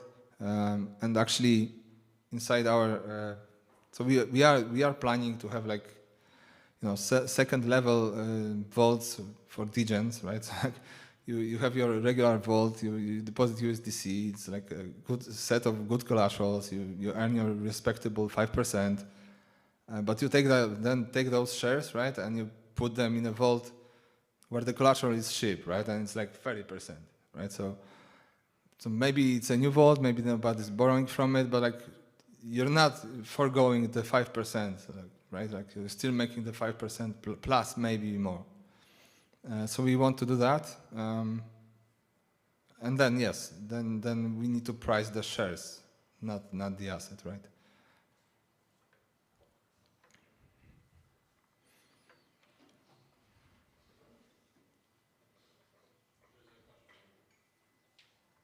Sorry? Oh, question. Oh, sorry. Sorry, I think I have missed out something from the explanation, but the governor, if I understood that correctly, is able to turn off the bad debt socialization. What happens if he does that? Is there another alternative? Well, so what happens? The bad debt still lives in the vault, right? That's what was happening normally. What's normally happening in Aave or RV1 and Compound, right? If you get an account that's being liquidated, but when it's over the when the health score is so low, you cannot bring the account back to health. You can only just close as much as you can, but you'll be left with some bad debt, right? It's gonna be on the books, and normally you don't do anything about it. You can choose to configure a vault so that this debt is just gone from the books, right? But everybody immediately gets a hit, all the lenders, and the explanation, I guess business wise, is that as you're landing into a vault in current situation where this happened, like this bad debt, that's the risk you are taking, right? So you're getting the hit for it right now, instead of like this bad debt being accumulated for all eternity, right? Can the governor change this? Like I mentioned, this is like a kit, right? So like when you create it, there's no settings. The vault is pretty much unusable, right? So like you do need a governor, like, because the governor is like the way to set configuration. But like yeah, we got this, a lot of this from like auditors, like, but what happens if the governor changes like that socialization? Like, that's probably something that the government shouldn't be touching ever. Like it's like a one-time decision, right? Like it's either this or that, and you probably want to make sure that it's like encoded somewhere. So like either you just throw away the key altogether, or if you do want to keep some kind of like governance potential, then either maybe people just trust Euler DAO enough to ever touch this, right? Or you just like install a firewall contract that will allow you to set everything that's like reasonable, but not touch this, right? Yep. Yep.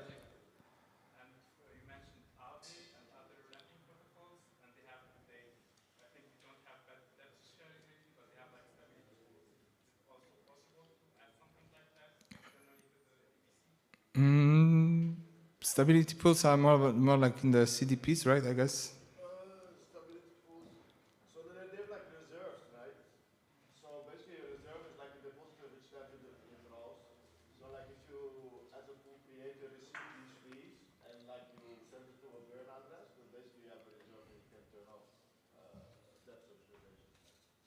And the stability Yeah. pools, I think they use it as a backstop, right? So bad debt rules. Then they can sell, like for example, AVA token or the LP tokens to cover that bad debt. But yeah, you could do something. Oh.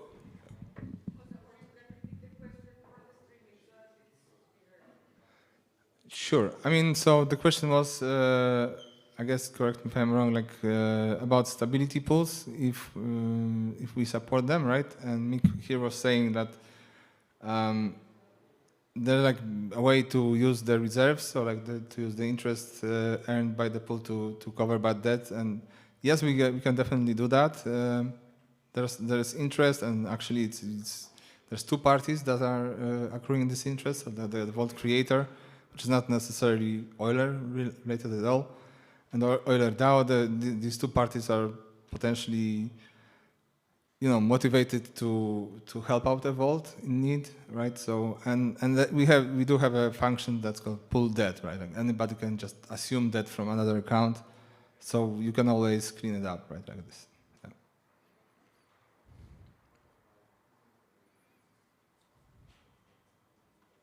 Okay, I'll hand over to Tony. Thank you very much.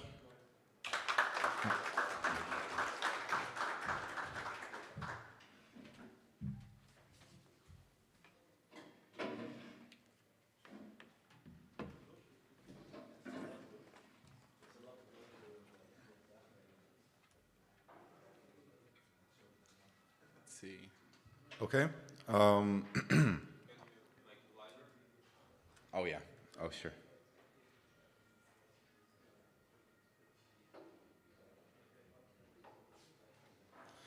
Okay. Thank you, Derek, for this awesome presentation on the EVK.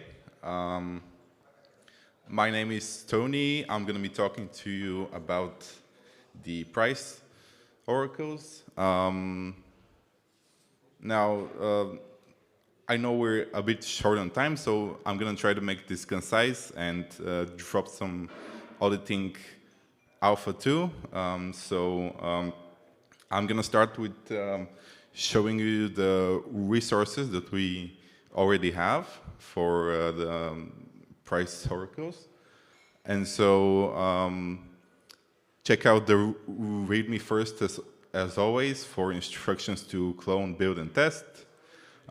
We also have a white paper, which is going to be a more technical deep dive into both design and implementation of these price oracles, and then also check out the EVK white paper, because it's going to give you an idea of how this code base fits in to the wider stage of the EVK.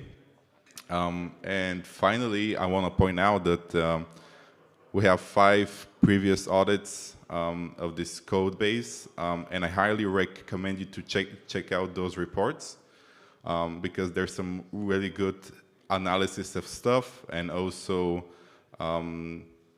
look at what issues were already found to get some inspiration where to look for to find something new. I guess it's best to start with this iPrice Oracle interface. Now, as the name suggests, this is sort of a library of Oracle integrations and components. And this interface is sort of the centerpiece of it all. So if we take a look at this, let's see. Yeah, this is good. If we take a look at this get quote method, you will see that it takes 3 parameters: in amount, base in quote, and returns an out amount. And now basically it works like this. So if you give it 1E18, base asset is WETH and quote is USDC, you expect this to return something like 3,800 E6. So get quote basically answers, what is the equivalent amount of this quote asset to a given amount of this base asset. And so it's a sort of a departure from how oracles usually work. So if you're familiar with like Chainlink, for example, is going to give you what we call a unit price. So it's only going to report, let's say, the price of 1 ETH in terms of US dollars.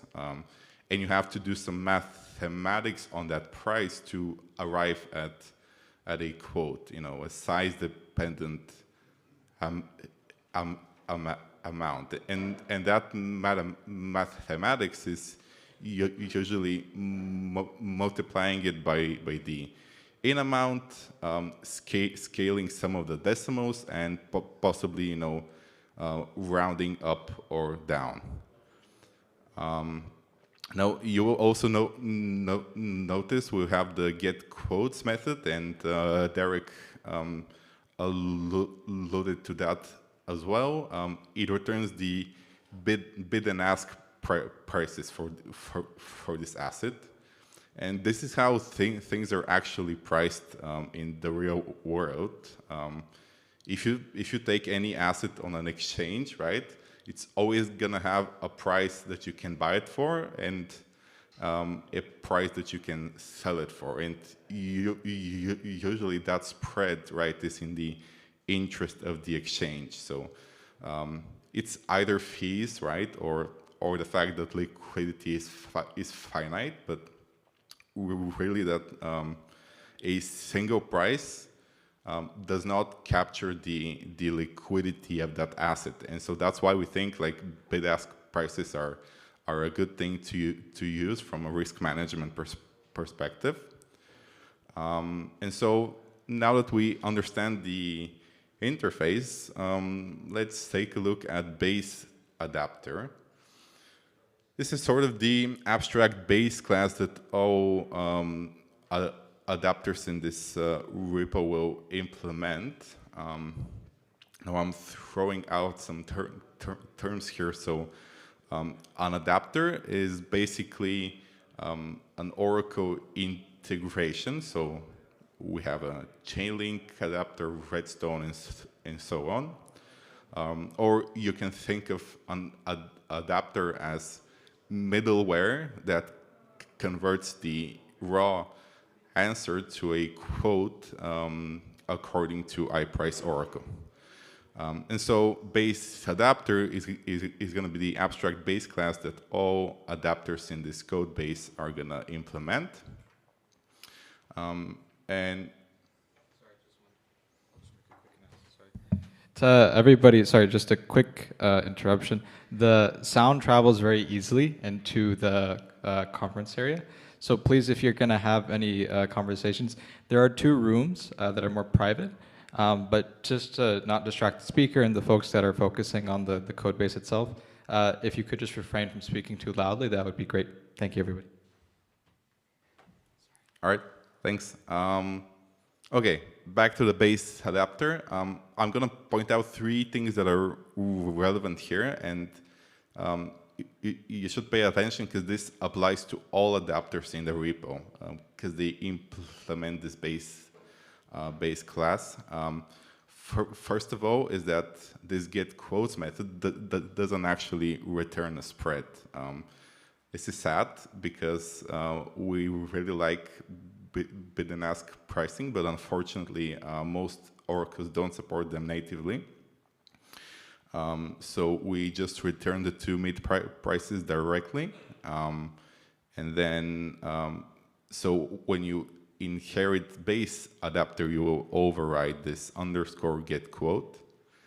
And this will contain the logic to like fetch the price, validate it, and convert it to a quote. And finally, the elephant in the room, this get decimals method, which we basically use to determine the decimals of base in quote. And what this logic basically is we try to call decimals, and if it fails, we fall back to 18. We basically do this to be able to support USD. As you know, like most feeds, well, not most, but many feeds are denominated in USD, and that is not an ERC20 token yet.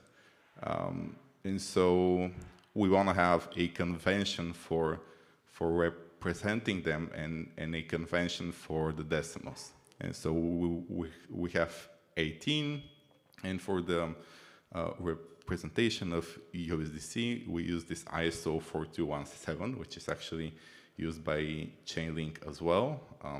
So it's this, I don't know, international standard numeric code for like currencies, but it doesn't actually matter how you represent it, as long as it's not a contract with code, is going to fall back to 18 decimals. Okay, another sort of infrastructural thing is this scale library. This is sort of a generalization of the price conversion mathematics. So, right, you take the unit price, you multiply it by the amount, and you take into account the decimals of the base, the quote, and the feed. And this is something that you actually have to do for every asset. This is sort of gas optimized, so we have a custom type that is going to contain two price scale components, the price scale and the feed scale. And yeah, you'll see the adapters call this calculate scale method with the decimals, and it will return a scale that it puts in the immutable variables. And then when you're actually getting a quote, right, they use this method for convenience to convert unit price to a quote according to the scale. And we also support the inverse direction. So like if the feed is ETH USD, you can also price USD to ETH. And this is this case. And so, yeah, this is this is it for like the infrastructure behind the adapters. Now it's time to look at some of the adapters themselves. Now there are 6, 1, 2, 3, 4, 5, 6. I won't be covering the Chainlink or the Chronicle adapter because they're fairly simple, fairly standard and well known. But I want to cover our pool-based oracles, which are going to be Pith and Redstone, because they're more interesting from a security perspective, and this should mean they're more prone to bugs. And so, just to set the stage, how pool-based oracles work, I assume you're all familiar with how something like Chainlink works. So by contrast, right, a pool-based oracle does not give you like an automatic guarantee about the freshness of the price, but in fact you have to basically fetch the price yourself and feed it on chain with your transaction, and so the update flow becomes a concern of the user, and so that makes integrating something like this potentially more sensitive. Pith, how Pith works is actually there's a network of validators that agree on a price, and they push the price updates on PithNet. PithNet is essentially a Solana fork, but when you're using a Pith price on Ethereum, you're gonna bridge that price essentially using wormhole to the Pith sort of master registry on Ethereum. And so what's interesting as well for Pith is the data model. So this is the struct that Pith is going to return. As you notice, there's a price, there's a timestamp, but there are also two other parameters. These are the confidence interval and the exponent. Now the exponent is easy. This is just the precision that this price is in. So it's like for Chainlink it's like fixed, but for Pith it could change, right, depending on the significant digits that we need here. The confidence interval is really unique to Pith in oracles. So it's the statistical 95% confidence interval that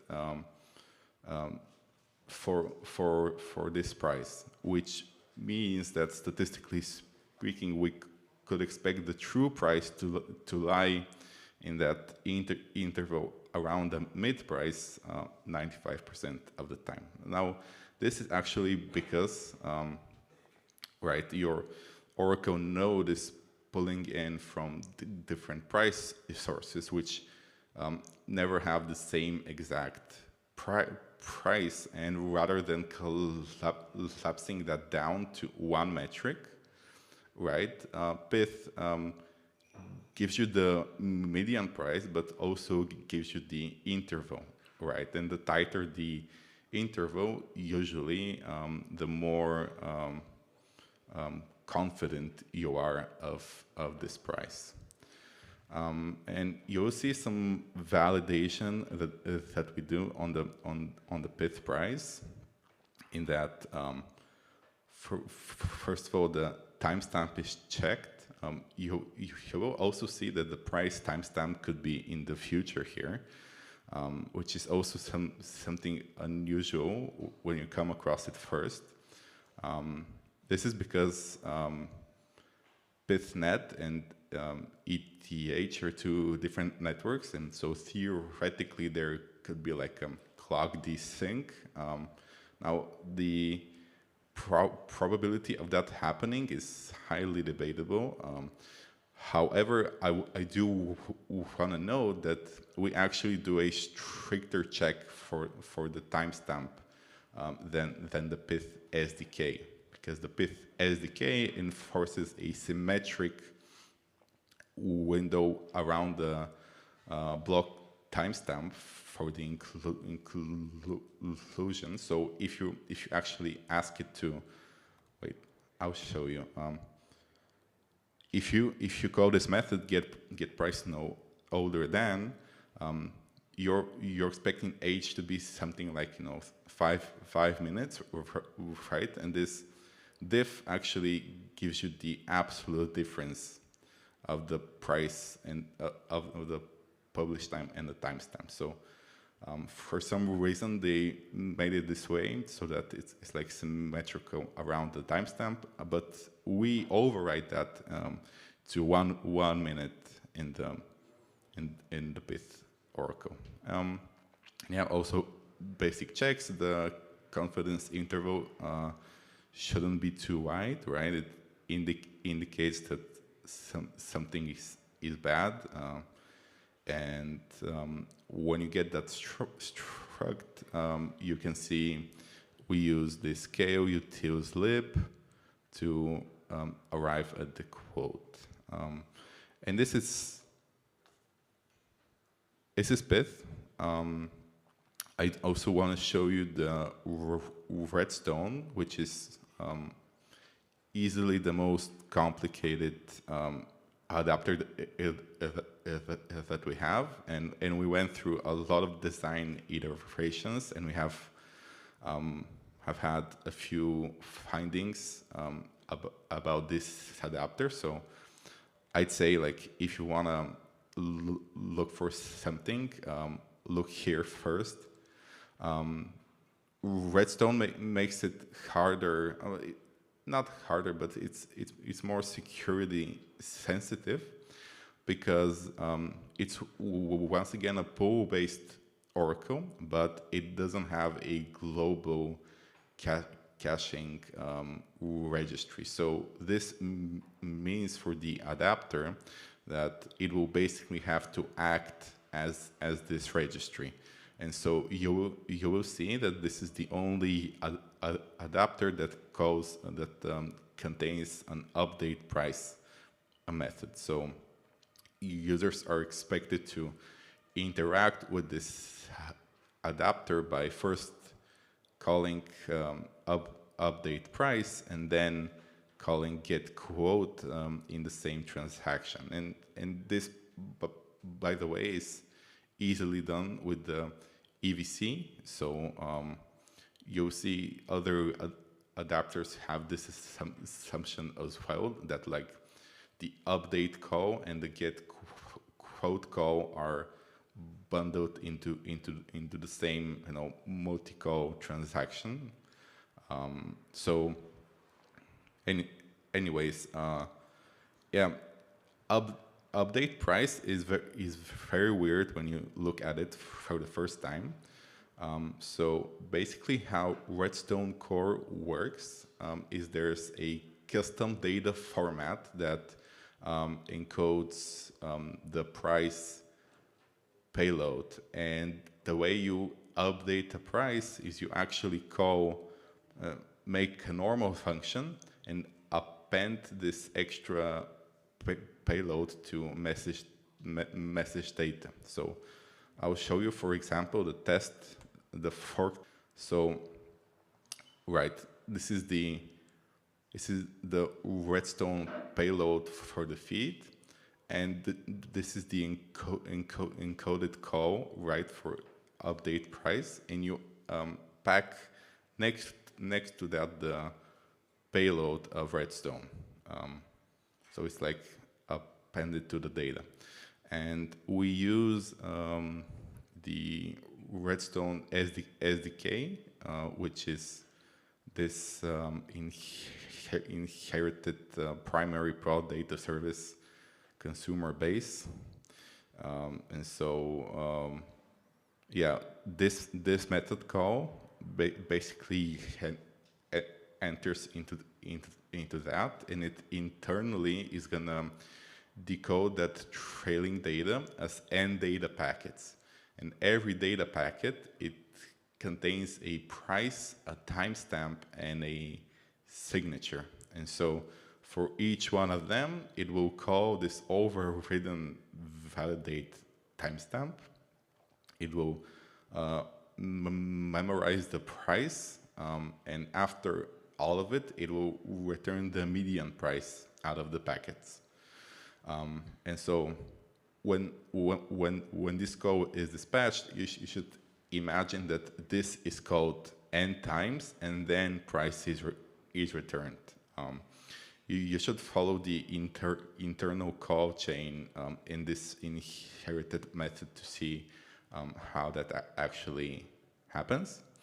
And as I said, this adapter has to act as the cache, and so there's a cache variable that contains the price and the timestamp of the price. And when you call get quote, right, standard stuff, check the staleness, or otherwise, calculate the out amount for the price. Yeah, we have a few other adapters. I mean, they're fairly standard.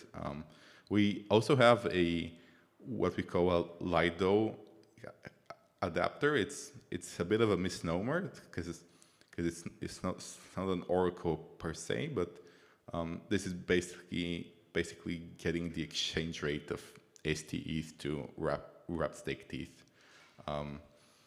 We also have a Uniswap v3 TWAP, which is actually very, very standard implementation of the TWAP. It just this right here is the same logic as Oracle library.consult. Same logic, except for we don't track the harmonic mean of the liquidity because we don't care, but it's basically this unmodified. And yeah, this next to the collection of adapters, we have what we call components. And components are, again, iPrice Oracle, but they are sort of like higher level logic that connects different iPrice oracles. And so one trivial example of that is this cross adapter, which just takes two iPrice oracles and calls them in sequence. And yeah, the canonical example for this is wrap stake these to USD, right? First you call the Lido exchange rate, and then you call the Chainlink Oracle. And finally, for today, I want to show you the router, which is sort of pretty complicated. Well, I wouldn't say complicated, but security critical piece of the puzzle here. It's a component that we use in the EVK to price vaults, and is the only iPrice oracle that is governable. So there is one authorized address that can set these three variables, right? There's a fallback, a list of resolved faults, and a mapping of basing quote to an oracle. And you can think of a router as sort of a dispatcher. So when you call get quote, right, it has some resolution logic that says which oracle to call, and then the router will forward that call to oracle. So this is the resolution logic trivial case. If base equals quote, we can just return the in amount. Then if there's like a direct configuration by the governor for base in quote, right, we can just use that that oracle. And the interesting part is here. The router basically has first-class support for 46 to 26 faults. If you go back to Derek's EVK presentation, he said something that about that. You know, the EVK will be calling the price oracle with a vault, right, as the first argument, the base, and the router, right, will hit this this check and call convert to assets for the in amount and substitute the fault asset in the resolution logic, and begin from step one. And through this abstraction, this router actually supports any level of nesting of faults. So you could have like wrapped USDC, and you could resolve that to the base asset, basically USDC, and continue from there. Finally, for the resolution logic, we have the fallback oracle, which is basically, as it sounds, like configuration level fallback. So this actually unlocks a pretty cool use case, because you could have a canonical deployment of the router that you trust, and you could deploy your own one, point to it as the fallback, and add your custom overrides to that. And we think it's a pretty cool primitive. And so yeah, I made sure to be concise. We're gonna be around the venue today, so come talk to us. Just before we go, does someone have any question?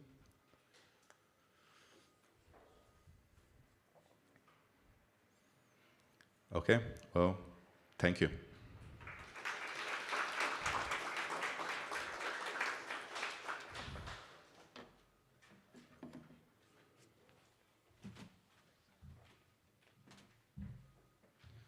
Cool. Well, thank you to the Euler team. If you don't mind just giving them one more round of applause. I think they did a great job with the code walkthrough. Really appreciate you guys putting in the work. But yeah, just a couple housekeeping announcements. So we're about to serve lunch. The lunch is Latin American. There will be 40 bowls of, well, to be honest, there's plenty of food for everybody. I don't have to put quantities, but there's chicken, there's barbacoa beef, and there's vegetarian. So we'll take a 30-minute break for lunch. Quick thing before we break. Once we're done, if anybody's on the outside area, especially during the presentations, we're going to go into the fuzzing workshops and the formal verification workshop when we come back. If you're sitting on the outside, we strongly recommend please come fill the tables themselves. And then one more request, please leave one table in the back empty. When we start the working session, we'd like the Euler team to stay there. So if anybody has questions, they can go to that table. Furthermore, if anybody finds any leads, we have ways to make you be able to have private conversations. So don't worry, nobody's gonna take your alpha if you find it. But cool, please feel free to go ahead, and you're more than welcome to go to that side now. We'll be serving lunch soon, and yeah, appreciate it, everybody. Thank you.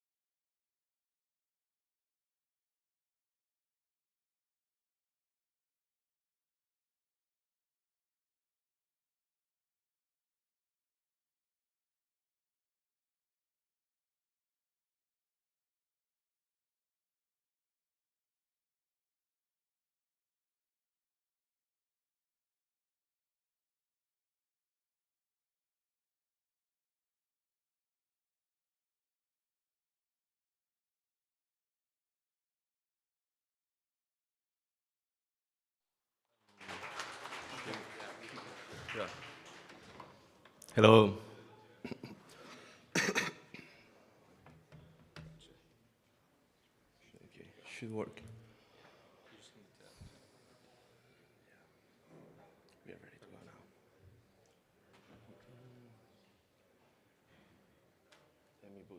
Let me boot full screen. Yeah. So yeah, we are going to do like a little workshop about the fuzzing engagement I did with Euler for the EBK, playground vaults, and the rewards system. So a little bit of background, quick. I'm the founder of Enigma Dark. It's the auditing company I have with Mark Weiss. He's on the audience as well. And I'm an independent security researcher. I've been doing this for quite a while. You have here a QR. You can scan it quickly. It goes to a GitHub repo with all the resources we need for the talk. So if you can scan it, it's just links for the different suites and installation for the Kidna. I'm sure everyone got that. Perfect. Okay. So yeah, a little bit of the contents of the workshop. I will do a little bit of an introduction about fuzzing. Essentially, just overview, because I know not everyone knows about fuzzing or like the techniques. Then we will go over to the EVK invariant suite I built for Euler, and then we will analyze a few of the properties that I think are the most interesting ones and are very related to what the Euler team has been talking the whole morning. And then I will give, if we have time, I will give a little bonus alpha tips for the participants of the contest, so you can leverage the suite into finding more issues or weird edge case issues that not manual review auditors will find, mostly. So what's fuzzing essentially is just providing random inputs to a program, in this case a smart contract in the blockchain, in the Ethereum blockchain, and then we monitor crashes, states between variables, etc.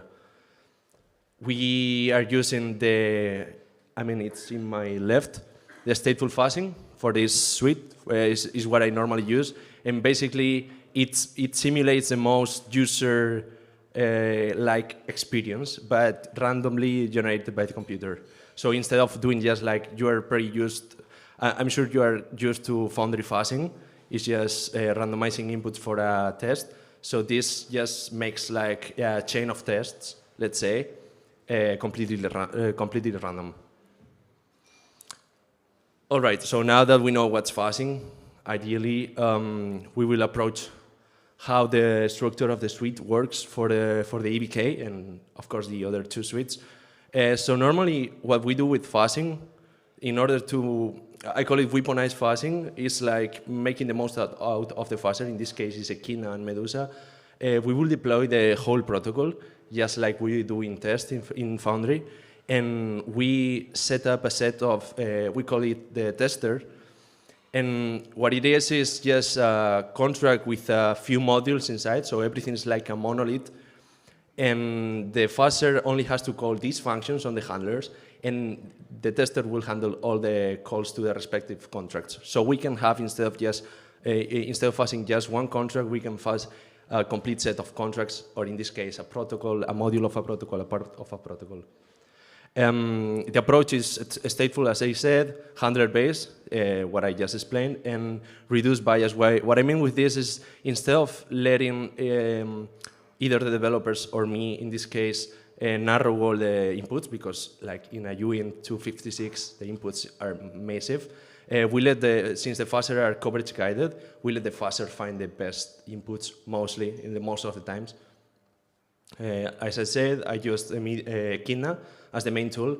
And then for some parts, I tend to use Medusa, but lately I just find myself using Echidna more. So if you are going to run the suite, I recommend using Echidna.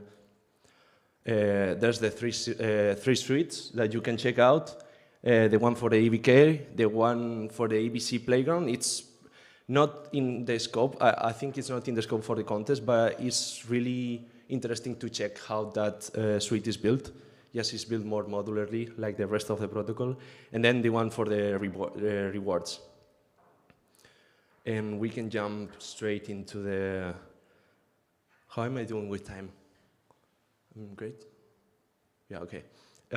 We can go to the suite. I should do like probably more soon.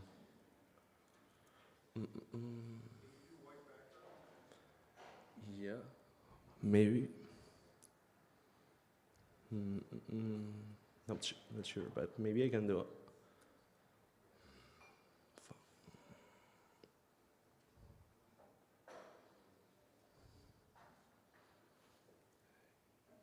Can you see it? Yeah, haven't done it never, so.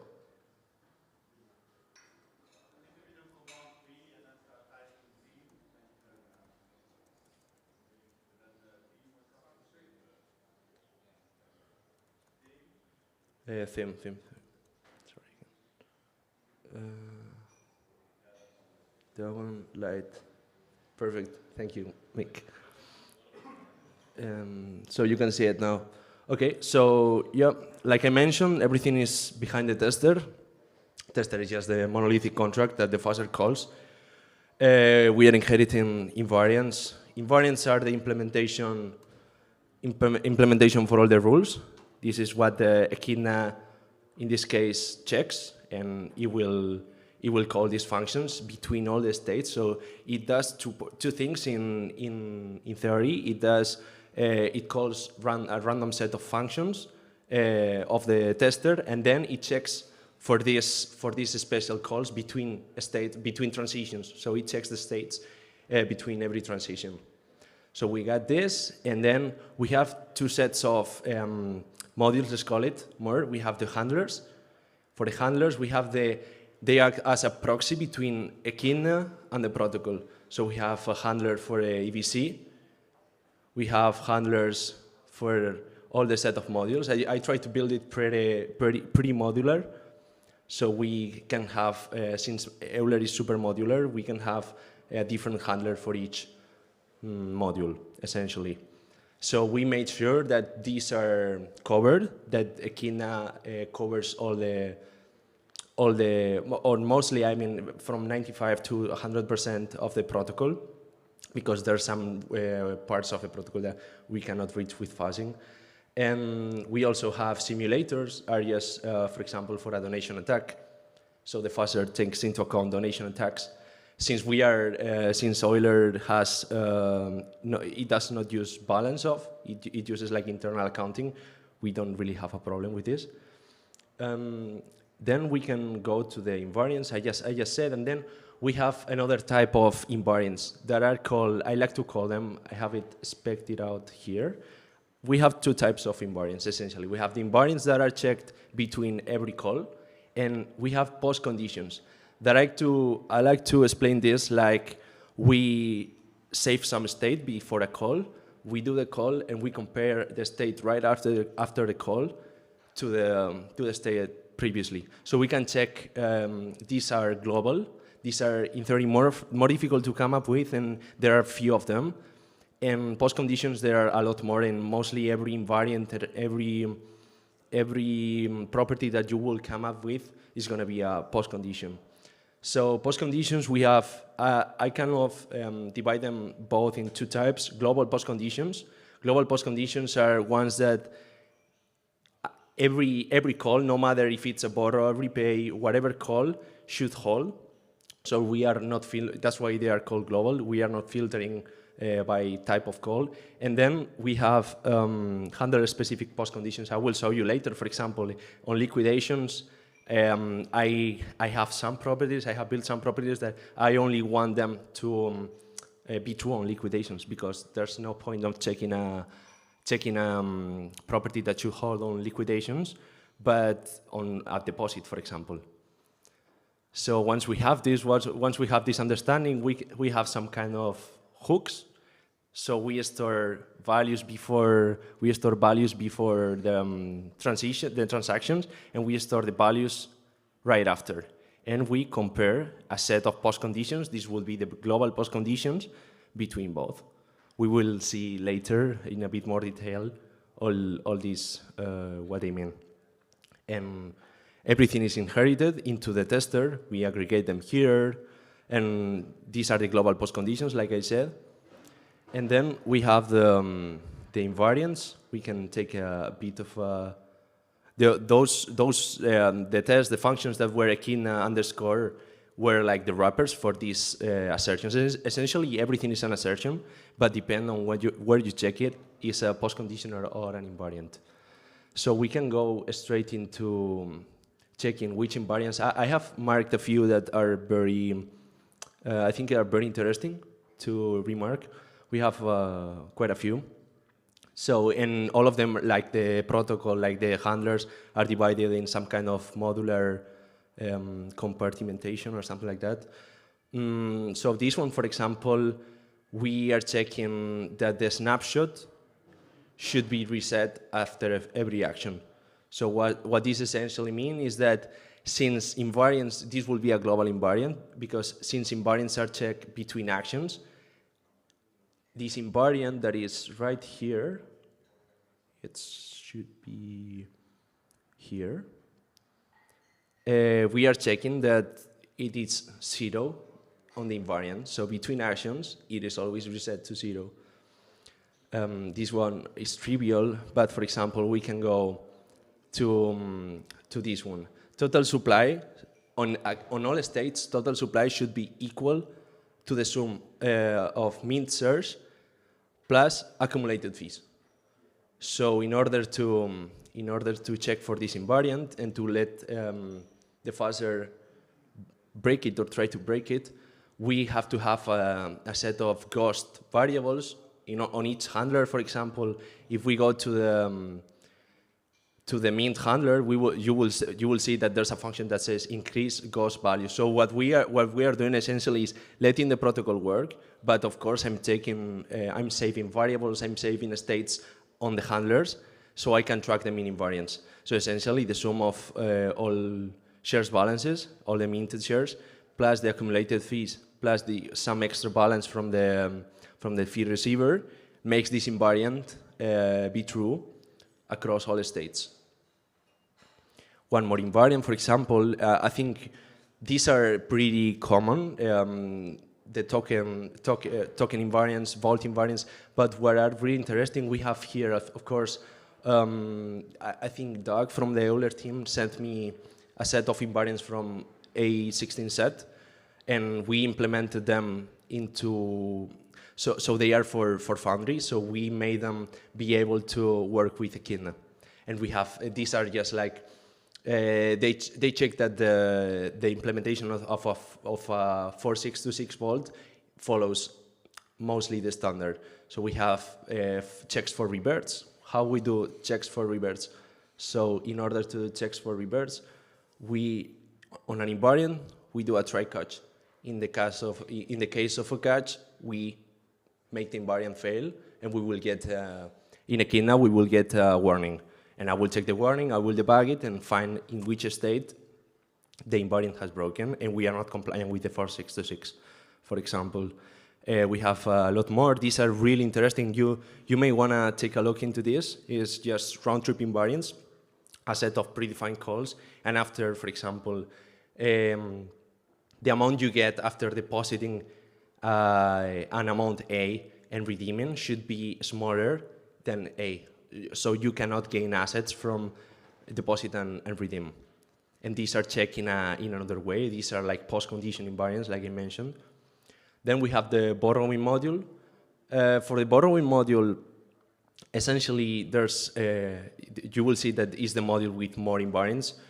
We check that, of course, the total amount of borrows should be always bigger than any borrow from any account. We have a set of actors that the Echidna uses, and we can, in a for loop, check those. You will see those if you go to invariants, you can see those here. We are iterating through the set of factors that we have set up in the configuration for Echidna, for example. And then let's go back to invariants, spec. This one is really interesting. The controller cannot be disabled, never can be disabled, the control of a vault, without, if there's any liability on that account. So if I have some debt, I cannot disable the controller. For example, every implementation this is like a bit of improvisation. When you are making these functions, you'll try to make those the most abstract possible, but in reality, you come up with different types of implementations for invariants. So if user debt, before we have those hooks, I'm saving all the variables outside on the handler, so we have more flexibility. If user depth before is bigger than 0, the controller after the call should be enabled, true. So this invariant will hold. If this is false, the invariant will break and I will get a warning on Echidna. If I have coverage, of course. Another one, for example, can be, this one is really interesting. We found a pretty interesting bug with this one. There's on lending protocols, normally they say that the easier the repayments, and repayments should always work. This way you avoid having a lot of possibilities for bad debt, we'd say. So we are doing another try-catch here. So not a try-catch because we are doing it from an actor. You will see I'm not explaining this right now, but we are proxying everything through actors because Echidna uses the HEVM, and it works really bad with pranks and start pranks. It doesn't implement the start prank, for example, so we work with actors. It gives us more flexibility. So we assert success. So in this case, we weren't, in some random specific scenario, we weren't getting success. And why? So it was because when you can see here that is this other report. Yeah, you can see here that invariant VM, invariant P from the borrow module, a user can always repay debt in full, was breaking. And why it was breaking? Because when the supply cap was, imagine the supply cap is at 100, and it was diminished, like it was lower. If there's a check, I think Darek explained it earlier, that you can never supply when, if we already have like a supply higher than the supply cap, we can only go lower. So we could only repay, we can only withdraw. In the case of a repayment, some rounding error was making, in this case that the supply cap was less than the actual supply, one rounding error by one way was making the repayments DOS. So this, in theory, could be really bad for, like, in the case of bad, you can get bad debt really quickly if you have like DOS on repayments. So yeah, we found this and we fixed it.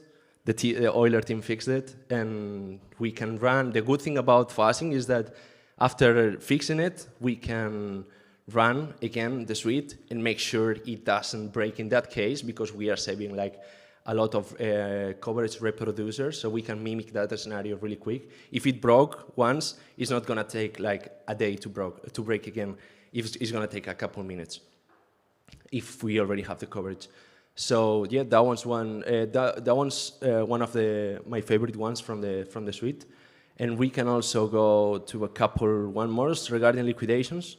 I think, like Darek mentioned, you can only a liquidation can leave a account unhealthy. So the only way to leave an account unhealthy is through liquidations. This one, I'm not sure, but I think Michael came up with this one. If debt socialization is 0, the exchange rate should increase, or at least be equal. It should never decrease. Yeah, it's like exchange rate and exchange rate with a little comma over there. And then lastly, only liquidations can deteriorate health score of an already unhealthy account. We have over here, we try to build the most generic invariants possible, but sometimes, like in this case, you have to divide them. So we have liquidations for an account that it's already healthy, but here we have liquidations like for an account that is unhealthy. So the only way to deteriorate the health score of an unhealthy account is again with liquidations. And there's a couple more worth mentioning. These are back in the days when I was doing Certora contests. I found myself doing a lot of these checks.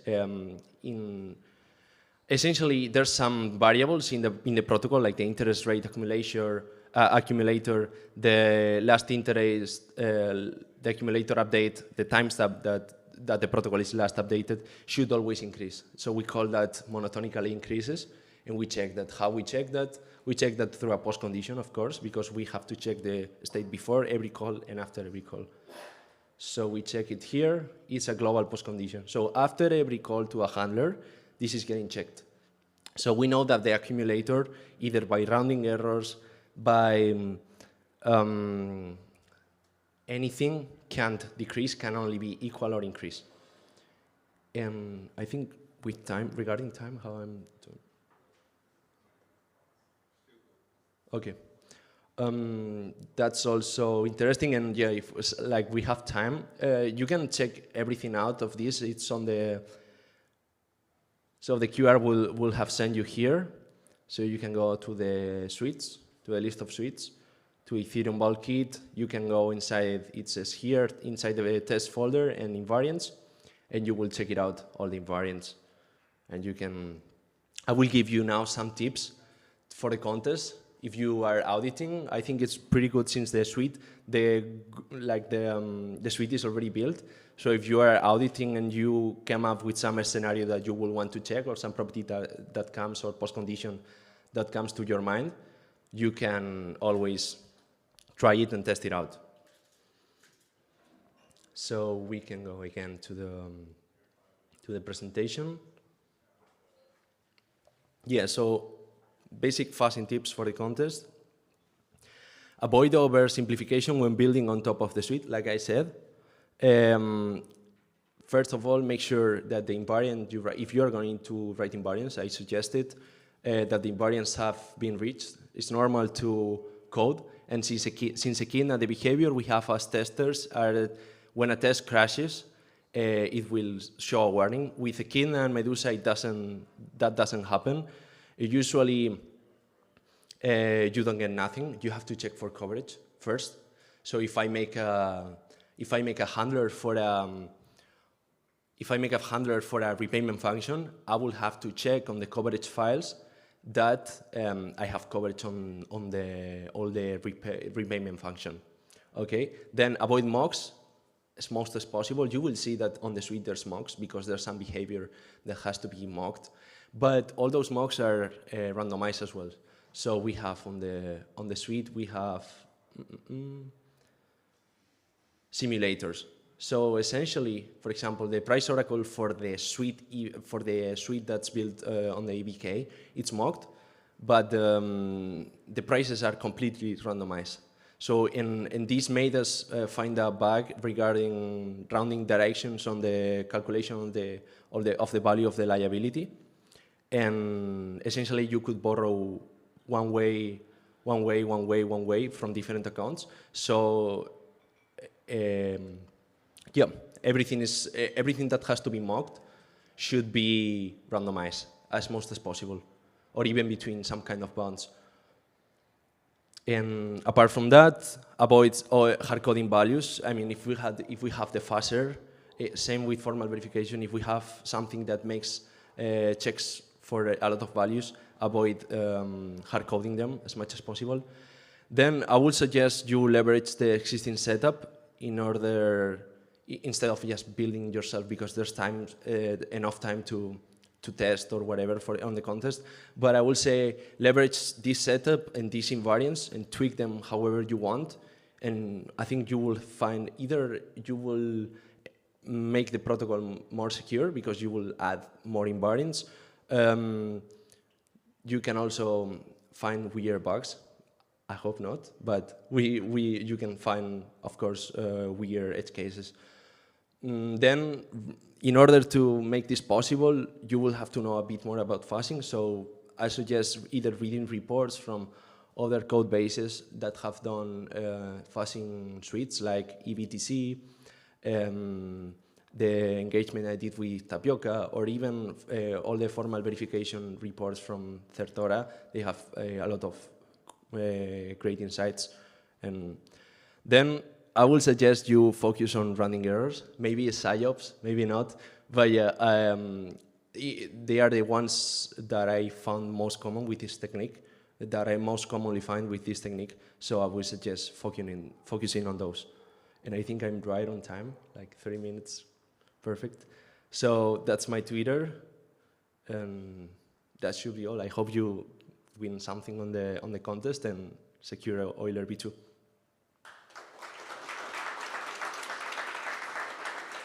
Perfect.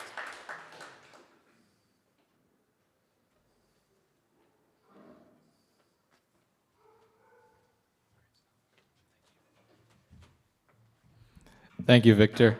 So now we'll have the formal verification workshop piece.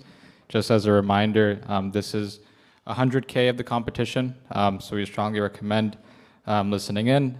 Chances are there's a lot of people not paying attention to this across those folks that are competing. So if we could have Certora come up for the formal verification piece, that would be fantastic.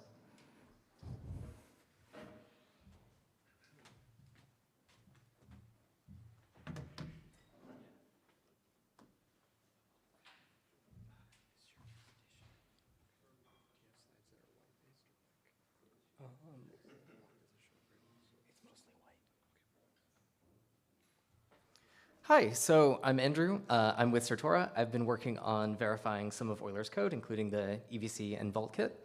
And today I'm going to tell you about verifying the Euler Vault with the Certora prover.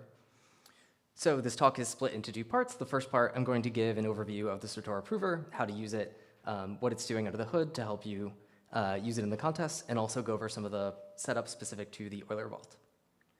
So when we do formal verification, we take two things as input. One is the implementation source code, and then the other is a formal specification of properties that we expect it to have under all situations. And we either get as an output a proof that it really does have all of these behaviors under all possible inputs in all the reachable states, or we find some rare behavior where this property actually doesn't hold, and maybe this is either a critical security vulnerability or some other bug. Specifically with the Certora prover, the way we do this is we compile both the specification and the Solidity code into a logic, and then we use an SMT solver to either give us this formal proof or this counterexample that can help you find the vulnerability. So let's see how this works for a simple contract example that's just implementing a bank. The bank just holds a collection of funds for the user addresses, and it has two functions. One is a deposit function that just lets the caller deposit some funds, and the other is an accessor that lets you check how much funds a given address has. But how do we know that this bank really implements what we expect? In this case, it's probably pretty clear to see that it does work, but how do we check that this deposit function really does just store the amount that the caller intended to deposit? So let's see how to do that with a specification in CVL, which is the Certora specification language. This rule deposit OK does exactly this. It takes an arbitrary uint256 as an amount, and then on the following line, we have this environment variable, which is a special type in the Certora prover, which lets you reference the global variables in Solidity, such as the block timestamp or the message sender address. On the following line, we simply save the funds that the caller had before calling deposit. Then we call the deposit where under the hood, the tool is going to inline the source code from Solidity so that we can check facts about the source code. And then after that, we simply save the funds that the same user had after calling deposit. And finally, we write this assertion that lets us check that the amount that the user had after calling deposit is really just the amount before plus whatever amount they deposited. And importantly, if we're able to prove this property, it doesn't just mean we've run a bunch of test cases. We really prove that it holds for all possible inputs and all the reachable states. So now, how do you run this? The first thing you need is a configuration file. The configuration file shows the Solidity source code that you want to verify, the specification file that has the rules you want to verify, and then there's some other options like that could let you do performance tuning. If you want to understand what all of the options are, you can simply run Certora run --help, It gives you relatively complete documentation about what is available there. And then once you have your configuration file, you run the tool by simply calling Certora run with the configuration file. Once you do this, it'll actually run your verification job in the cloud, and it'll give you a URL that points to our web UI that has the results of verification, along with some tools that can help you debug further if you need to. So this shows an example of what our web UI looks like. And importantly, on the left-hand side, it'll show you the result of all the rules you run. In this case, we have just one rule, and it passes. So we get a little green check mark that says it's verified, it's proved for all cases. There's also some other helpful stuff here to let you debug in case that's necessary. So let's see what happens when there is a bug, though. And to do this, let's just introduce a really simple bug that just deposits amount plus 1 instead of the intended amount. If you do this with the same rule, instead of verifying, you'll get a counterexample. And in the web UI, this is indicated with a little red X.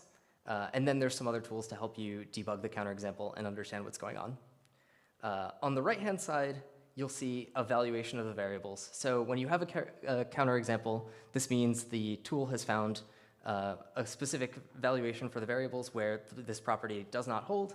And in this case, you can see that the amount, even though the amount that was given to the deposit function and the funds that the user had before the call were both 0, somehow after deposit the amount is 1, so you can see clearly there's something going wrong. Another useful tool to help you dig into what's going on is the call trace. The call trace is in this pane in the middle here, and it basically gives you a bit more information about what the contract is doing with this particular counterexample that it found. Notably, when there is a counterexample, it's not unique. There might be multiple counterexamples that violate the rule, but this will show you what the contract is doing for this specific counterexample.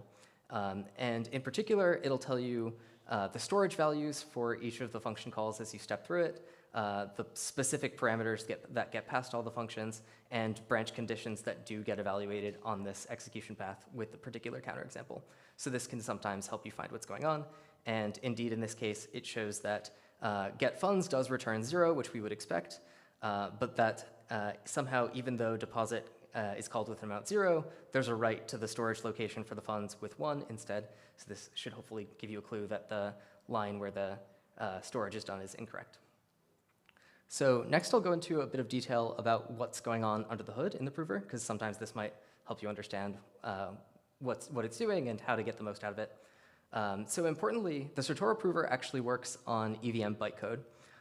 There's two main reasons for this. One is that we can actually support more languages than just Solidity. We can support languages, any of the languages that work on EVM, like Viper. But perhaps even more importantly than that, this lets us reduce our trust assumptions about the Solidity compiler, because we're actually proving properties about its output and not just the source code. And in fact, we've even found some compiler bugs this way. The next step is that we convert the EVM bytecode into our own intermediate representation called TAC, which is based on the classic 3-address code intermediate representation, which simplifies some of the static analyses. The reason why this is useful for you to know is that it's a bit transformed from the original Solidity input, and so sometimes the web UI will show you this more assembly level outputs, and this can help you debug what's going on in some cases. Once we have TAC, we then do some other optimizations. For example, we can do a points to analysis that shows which values different regions of memory can point to, and let us segment the memory into completely disjoint sets and then eliminate some unused code. So for example, if we have a verification condition that checks the structure X, and we have some other structure Y, and the verification condition doesn't have anything to do with Y, we can simply eliminate this extra code, which simplifies the problem that we hand to the solver. So once we have the optimized TAC code and the specification, we can finally convert both of these into logic, which the SMT solver can help us check. Under the hood, the Certora prover works using SMT, and all of the major SMT tools use the same format, which is this SMT-lib format. And this shows an example of how to encode a simple algebra problem in SMT. So imagine you have 3 variables, circle, box, triangle, and then you have these equations that they have to satisfy. The assertions directly encode these equations, and then the line right after the assertions checks sat, asks the prover to say, is there some set of values where this does actually hold? Is this satisfiable? And in this case, if you, on the following line, it says get model, which returns one example where this is satisfied. And in fact, yes, this is possible to satisfy if circle is 5, box is 2, and triangle is 1. However, if you imagine we added this extra constraint, which says circle can't be 5, it's no longer satisfiable. And when you get to check sat, it'll say, no, this is not satisfiable, and it won't be able to get you this model. So now that we know a little bit about how SMT solving works, we can return to see how we can use this to do program verification. So an oversimplification of how this works is that we basically take the code that you're trying to verify, convert it into these logical formulas. We then take the rule that you're trying to prove about it, convert it into logical formulas, but then we negate the rule. Then this means if it's satisfiable, that means we actually have a proof that it's never violated, because it means we can find no input where the condition is not true. And if it is satisfiable, this means we have a concrete counterexample where the rule is violated. So that's it for the portion that's going over the Certora prover. Next, I'll talk about the setup for Euler in a bit more detail. So the scope for verification is the following modules: borrowing, which handles borrowing and repaying of assets; governance, which allows the governor to configure fees and other properties; liquidation, which handles liquidation of unhealthy accounts; and the risk manager, which handles vault and account status checks. So why is this the scope? The first reason is that the prover runs relatively smoothly on these, and in fact, we already have a setup that should just work out of the box for you. And you'll spend your time writing useful properties. The second is that these both have some potential for risk, and as a result, some value for formal verification. So this is in the contest repository, of course, the source directory has the original Vault implementation that you're verifying, and then in the Certora directory, you have the files related to formal verification with our tool. So the conf directory has the configuration files. Harnesses has some other Solidity code that helps do formal verification. Helpers has some mocks that essentially mock the underlying ERC20 asset. And lastly, specs has the specifications for verification. So in the configuration files, we have one for each module, and these have essentially the contracts that the prover is meant to run on and the specification for verification. There's also some performance tuning options, but for the most part, we hope that you'll be able to ignore these. If you want to dig into it a bit more and understand what's going on, you can use Certora run --help and see what other options we have available. But for the most part, you should be able to just ignore this and directly use the one for the module you're verifying. We also have harnesses, and harnesses help do verification. For the most part, these are used to let you refer to private Solidity functions and in CVL rules, and the way this works is essentially it's a contract that extends from the contract you're verifying and just includes a public function that calls the internal one and directly passes the value. And you may need to tweak these a bit to add more harness functions to cover the part that you want to mention in your specification. The spec files have a base setup for each of the modules that you want that are in scope for the contest. The Vault also has a few other examples to help you get started and maybe inspire you to come up with other properties. Another useful thing to know about in the specification directory is base.spec. This is not actually a set of specifications, but instead it's some reusable setup, and it's important to make sure that you keep this imported in all of the specs that you're writing. This also has a few other helper functions. So for example, actual caller is what you're likely going to want to use rather than message sender directly, because generally the vault is called indirectly through the EVC, and so the real address of interest is more likely going to be the get current on behalf of account from the EVC, which this helps set that up. So here are a few other resources to help you get started. First, we have a collection of nice CVL examples in github.com/Certora examples. Covers a wide range of properties and how to cover a wide range of things in CVL. There's also, of course, the official Certora documentation, as well as our help desk on Discord. Of course, before you get to verifying, you'll also likely want to check out the Euler white paper and Euler Vault Kit white paper. That's it. Any questions?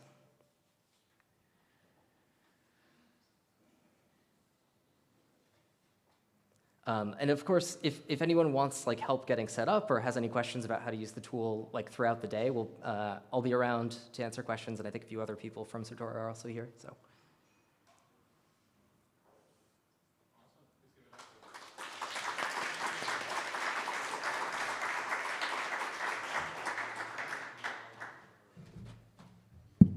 Cool. So what we're going to do now that we finished the workshops, I mean, this is kind of the meat of the program, is to do, the rest of the day will be focused on working sessions. So this is entirely focused to the competition, dedicated towards identifying whatever bugs you can today or getting started, while having the assistance of the Euler team and the Certora team in the back, which is not typical of anything when you do it async or not live. So we're looking forward to this. We're going to do a 5-minute break. If you want tea, coffee, water, bathroom, whatever it is. And then we'll sync back up right here. If we can, please leave 2 tables in the back, one for the Certora team and one for the Euler team, just open and empty. You're welcome to work wherever you want in the space, go wherever you want. But just please be here within 5 minutes. We'll introduce the concept, what to focus on going forward. And we will have a rooftop dinner at the end of the program, so around 6 to 6:30, we'll do that. And yeah, looking forward to the rest of the day with you all. Please let me know if you have any questions. And yeah, just be back here in 5 minutes. Thanks.